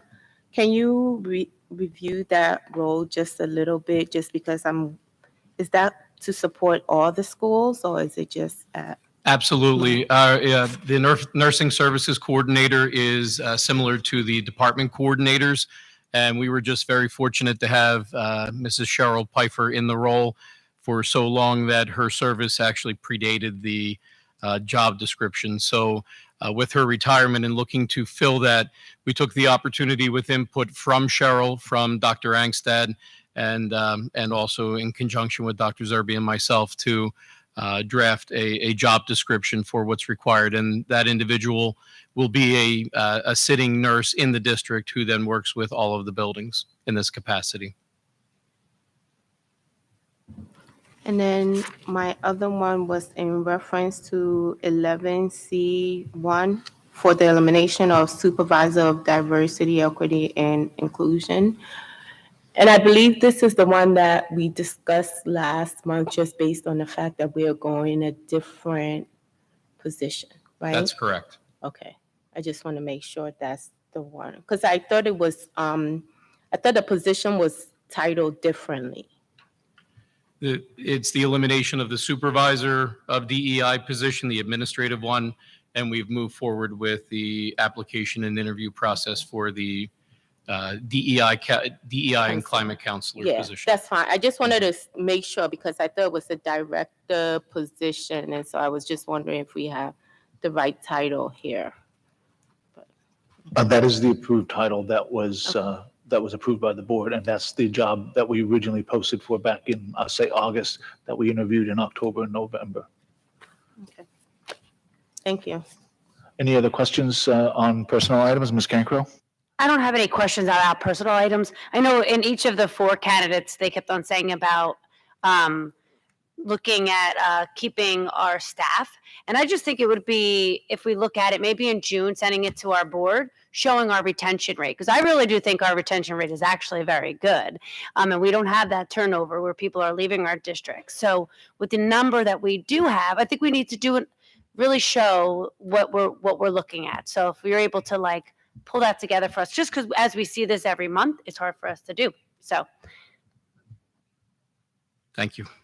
So just a comment, June is probably his busiest month, so if we so could just you pick pick a another month month. that would work to get the best of your ability. You pick the Thanks. month that would work to the best of your That sounds ability, that good. you could provide Thank you. the picture of the district. Yeah, I Sounds think good. the plan was to come in front of the education committee with that information, and even talk about some of the other things that, that come from the wellness committee that we're working with, so that we can talk about not only, how we've done with teacher retention up to this point, but what we think we need to do in order to not necessarily make it better, but keep that good track record going, given the additional challenges that we're all facing with staffing across. So, Dr. Sergini will certainly be in front of that. And then if the education committee is fine with that, we'll bring this to the full board. Any other questions for Dr. Sergini and President? I'm sorry, Ms. Rocco. You said the nursing, I did read that job description prior to the meeting, and you said that it will be a sitting nurse in the district, and that Mrs. Pfeiffer did that role so she did that role and her hands-on nursing role. I just want to make sure I understand, or will. That's okay. correct. Yeah. So this won't leave a vacancy. That's correct. This is the same as an academic department coordinator, but the academic department coordinator job description really doesn't apply specifically to the nursing services coordinator. So we rewrote the job description. Understood. Thank you. Mr. McGinnis. Dr. Sargini, excuse me, I see the additions to the coaching list. Any holes, or do we fill them all in? We're almost completely full. There is the one opening for an assistant track coach, but with the addition of this particular coach, we are in good shape. I appreciate you and Dr. Spivak's efforts on that. I know it was a tough hill to climb, so thank you for sticking with it. Thank you. Thank you, Mr. McGinnis, for those comments. Any other comments? Seeing none, thank you, Dr. Sergini. Thank you. Next on the agenda is curriculum programs. Dr. Walsh. Thank you, Dr. Zerby. Good evening, everyone. For your review and consideration for approval next month, April 26th, for 3 new curricular resources for the 22-23 school year. Magruder's American Government, copyright 2022, for the course American Government and Politics. This comprehensive package includes the textbook and digital access to support materials and other resources. This is a replacement text for the U.S. Government, copyright 2008. Wonders 2020 for grades kindergarten through 5th grade, copyright 2020. It is the English Language Arts course for all our students in grades K through 5. The comprehension package includes the anthology, the teacher's edition, the level libraries, the sound cards, vocabulary cards, reading, writing companion consumables, and the digital access to support the materials and textbook. This is a replacement text for the Wonders 2014 edition. WonderWorks grades K through 5. Again, the publisher is McGraw-Hill for copyright 2020. It is the English Language Arts for our fragile readers who may have IEP goals. The comprehensive package includes a student workspace, interactive work tests, and apprentice level readers to supplement the Wonders 2020 core resource. This is also a replacement text for the 2014 version of WonderWorks. In addition, we also have 3 curricular documents: hydroponic farming, forensic lab, and library connections. These are 3 new curricular resources and documents that will be available for review at the Free and Administrative Building beginning on March 23rd through April 22nd, 2022, from 9:00 a.m. to 3:00 p.m. And you can contact my office to set up an appointment to review either the resources or the curricular documents. Thank you. Thank you, Dr. Walsh. Any comments or questions to my right? Seeing none, to my left. Mr. Young. Just a quick question on how we handle the expense for the books. Sorry, Mr. Bricker, do we capitalize that? Is that a 1-year cost hit to the budget, or is it spread over multiple? We spread it over the life of the books. While we pay the cash up front, the expenses incurred each following year until the life of the books is done. Okay. What's the typical timeline? Is it 4? It's based on I think 6 years for these. 6 years, the typical. 6 years. Thanks. Thank you. Ms. Reese? I just wanted to comment for anyone that the Education Committee really appreciated Dr. Walsh bringing this to us in great detail this month. In fact, 2 teachers also came. I think there was 12 total pilot, but they came and they expressed the pros about the updated wonders. So we felt as a committee very, very, very comfortable with that. And we also, of course, you're always concerned piling more on. And the teachers actually felt like this new wonders would be more helpful to them versus more work, and that they don't have to redo a lot of the work they've already done with the existing wonders. And there was a teacher there who did not pilot it, and she kind of, I think, went on purpose to hear about it. And she, in fact, said, oh my goodness, I feel relieved hearing that, because it's an updated, version of some of the things that the teachers wanted.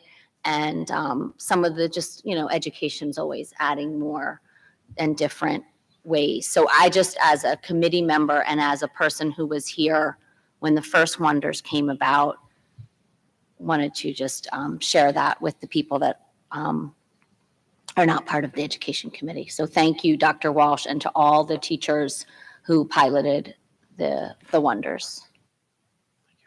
Thank you, Ms. Reese. Other questions? Ms. Drummond? Hi, thank you.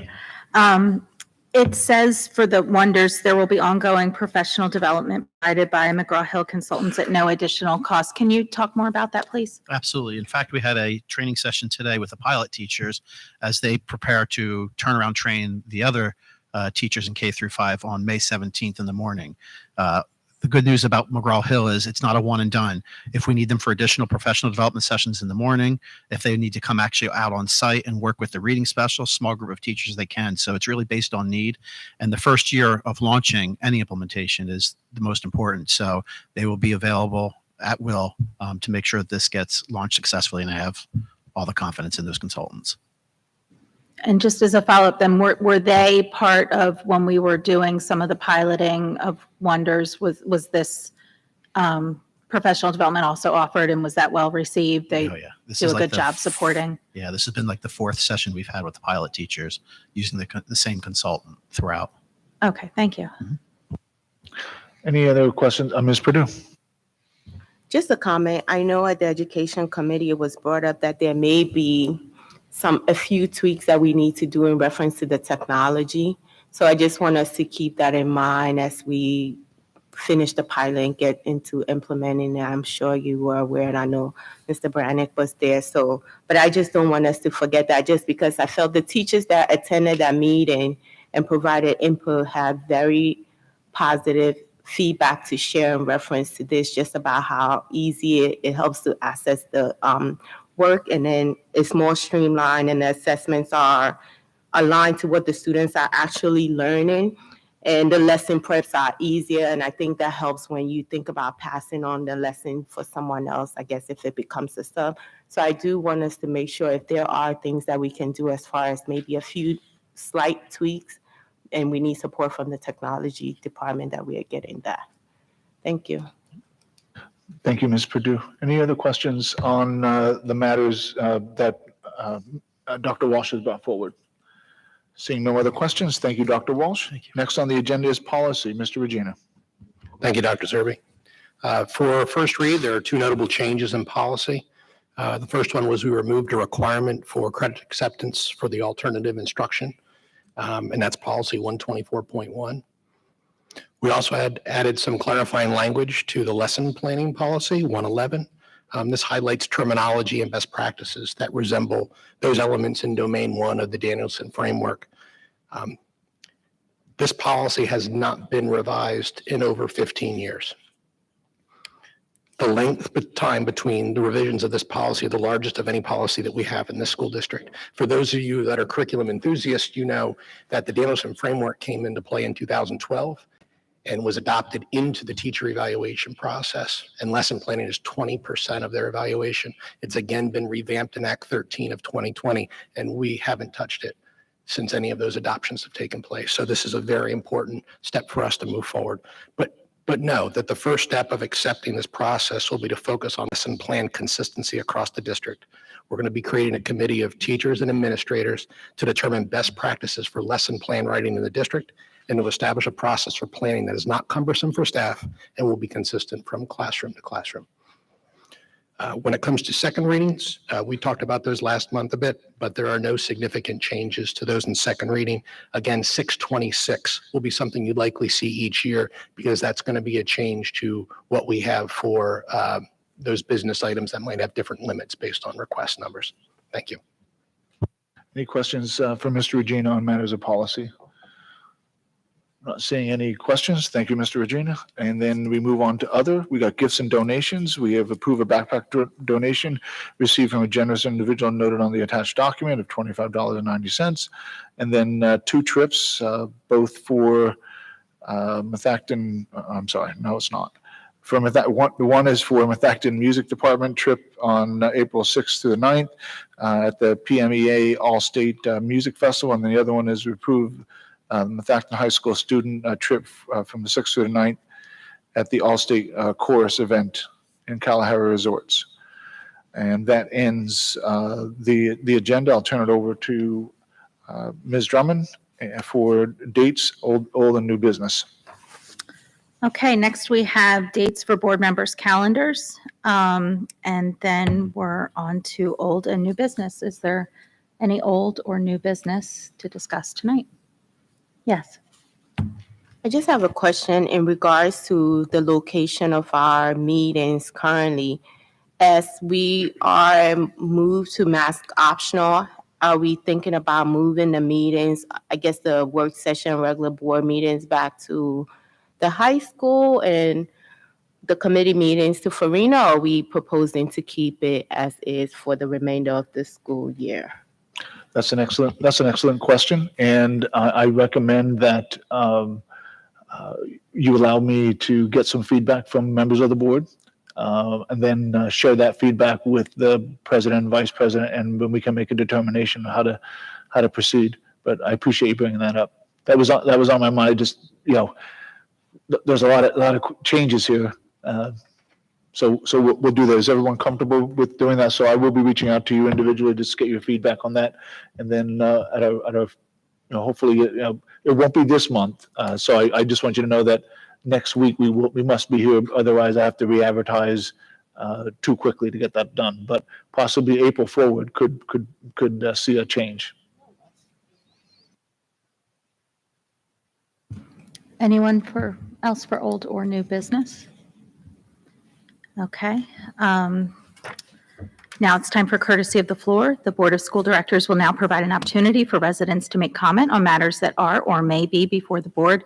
The board asks that you keep your comments to 3 minutes or less. The Board of School Directors may choose to respond to matters following the conclusion of the comments, and you can also submit questions via email to information@methacton.org.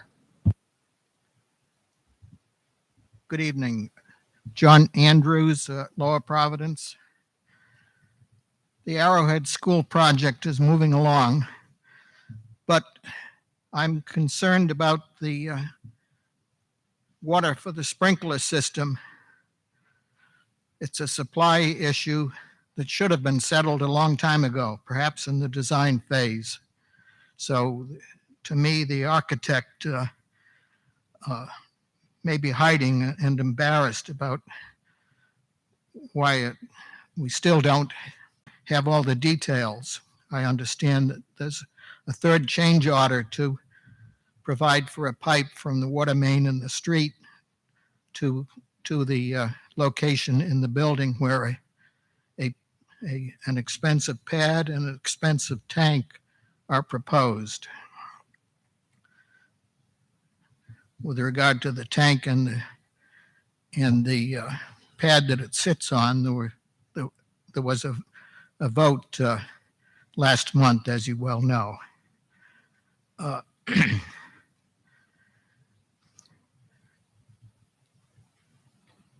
I believe that there's a single point failure associated with that. Specifically, if there's a fire, you need electricity to run the water pump to get the water from the tank to the sprinklers. It seems to me that the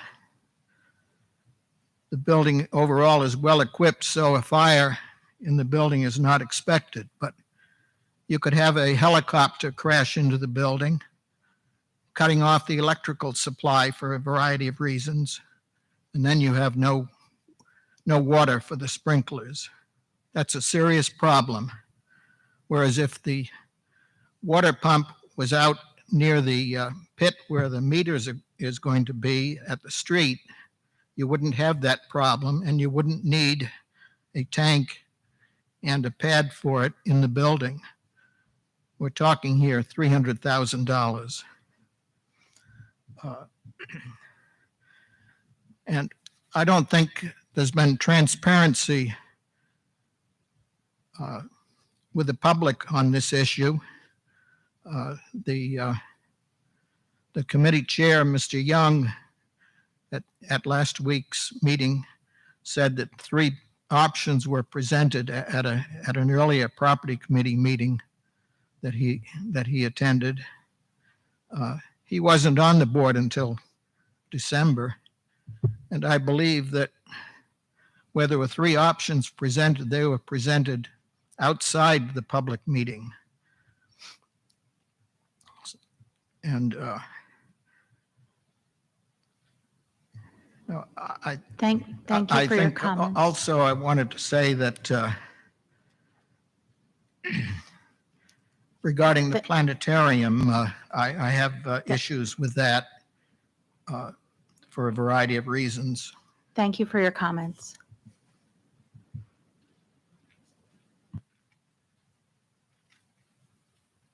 Just a quick comment on Mr. Andrews. I'll have to go back. I think Mr. Rittenhouse might have recorded it, but thank you. And I believe what I said was there, in summary, that we had 3 bids for that project and 3 options presented. I know I wasn't on the board, but I was attending the meeting, listening to the meeting, and I recall having 3 options and asking the question about how many options we had to select from. My good. Jim Malik, Worcester. What you guys do up front is very important. You're talking about a planetarium that needs $850,000 of work, but you spent $1 million on Right to Know last year. There's your planetarium right there. Plus, if you go back to when you put the solicitor in charge and do the math, it's $2 million. That's 2 planetarium. So your decisions are very important for that very enthusiastic person to have a nice planetarium and everybody else, the teacher. David talked about the Shenandoah situation. Thanks for telling me what I already knew. My question to you is, you said 25% of the tax bill got put into escrow. What happened to the other 75%? By my calculations, that's local share. That went to the budget. And that 25% should also go to paying bills, and the taxpayers should get it back. Don't go put it, in the capital fund. That was all designated for paying bills. We should get that back. And what that comes out to, $7 million, that's 3 years of a 0% tax increase. 3 years, no tax increase. Welcome to our new board member. I feel like I'm looking at Michael Phelps up there. My view is a little bit different than his view about, what the most important issue is. It's not bullying. It's basic education. Here's why. Our state ranking has gone from 11 to 65 under the CARE group. Test scores have plummeted, especially in math. We have no chair of the math department. Kids are lined up for a couple blocks getting tutored in math. And the kids' psychosocial and verbal skills were severely affected by the lockdowns and the masks. Now, that's where the emphasis should be. Okay? Math, science, English. So I'd appreciate it if you guys would kind of address what's really important. Mr. Winters, you just can't keep your mouth closed. Made a comment about, it seemed to be directed at the public, about disrespectful comments about Miss Larceny's. Now, I'll tell you a story. You were at the meeting when I brought up somebody's citation for public drunkenness, and after the meeting, Miss Larceny's came up to me and told me I was disgusting. Now, that is bullying. That's a problem. That's disrespect.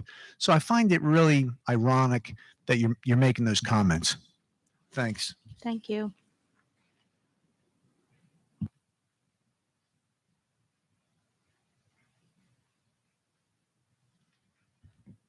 Brooke Hebner, Eagleville Elementary. And I just wanted to quickly make a comment about the first readings of two policies. The first one is policy 126 on class size. And I would really urge the board to consider taking the kindergarten number from 22 down to 20. I think moving into the full day kindergarten and all of the challenges we've had over the past 2 years, taking that number to 20 would do an immense positive thing moving forward for all of those children in the kindergarten level. Working with 22 students doesn't seem to make a huge difference. It does. And the second one would be policy 111, which I agree definitely does need to be looked at. I was quite surprised as well. However, in light of so many comments being made across the board with, I just think that looking at guideline number 5 and the detail in that could double the amount of time that is spent in lesson planning. And I question who the lesson plans are for. What is done for a substitute is not the same as what is done for a teacher doing daily plans and at an elementary level for 5 to 8 to 10 different things per day. So I just think that some of these things could really impact the amount of time that they spend without really reaping the benefits of improved instruction in those areas. So I ask that at the policy committee that you really look long and hard before keeping all 4 of those bullet points in guideline 5 as the second reading and then board approved into policy. Thank you.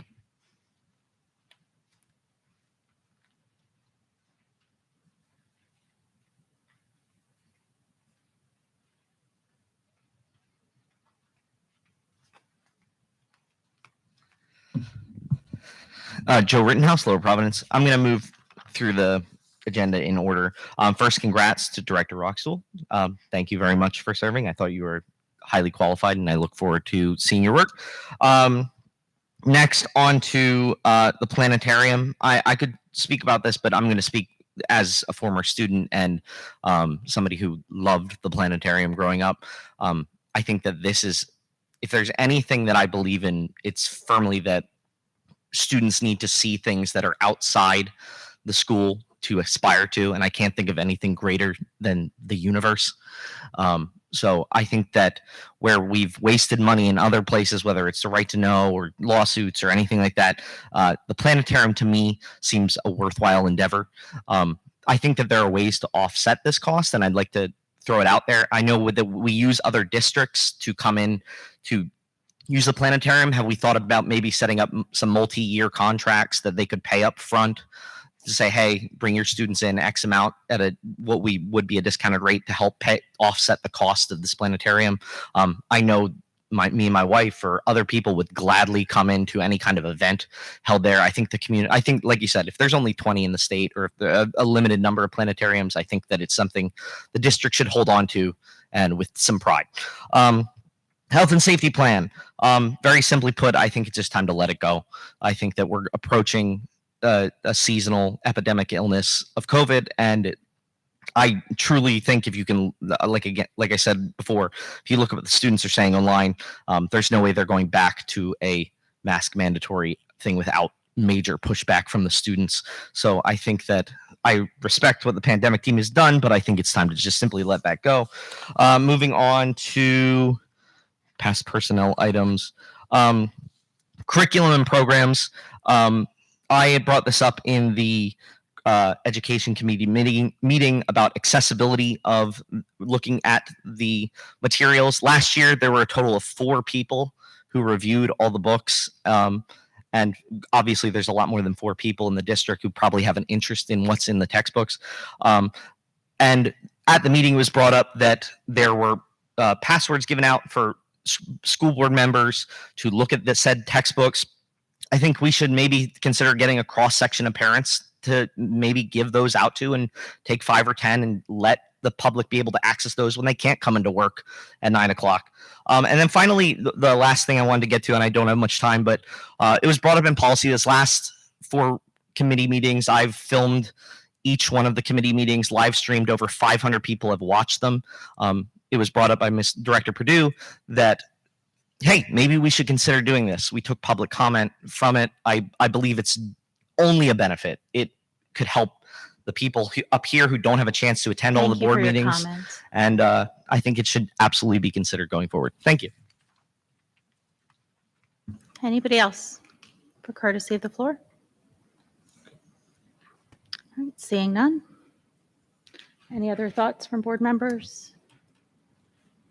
I just need to make a comment. I think it's important for the board and the community to understand that there is a requirement for the district to have a health and safety plan, especially under the regulations associated with receiving federal funds to address COVID matters. So I want you to know that regardless of what's contained in the plan, it's important for us to have a plan. Okay. All right, seeing no other comments, can I get a motion to adjourn? Ms. Rocco, second. Mr. Young, meeting adjourned.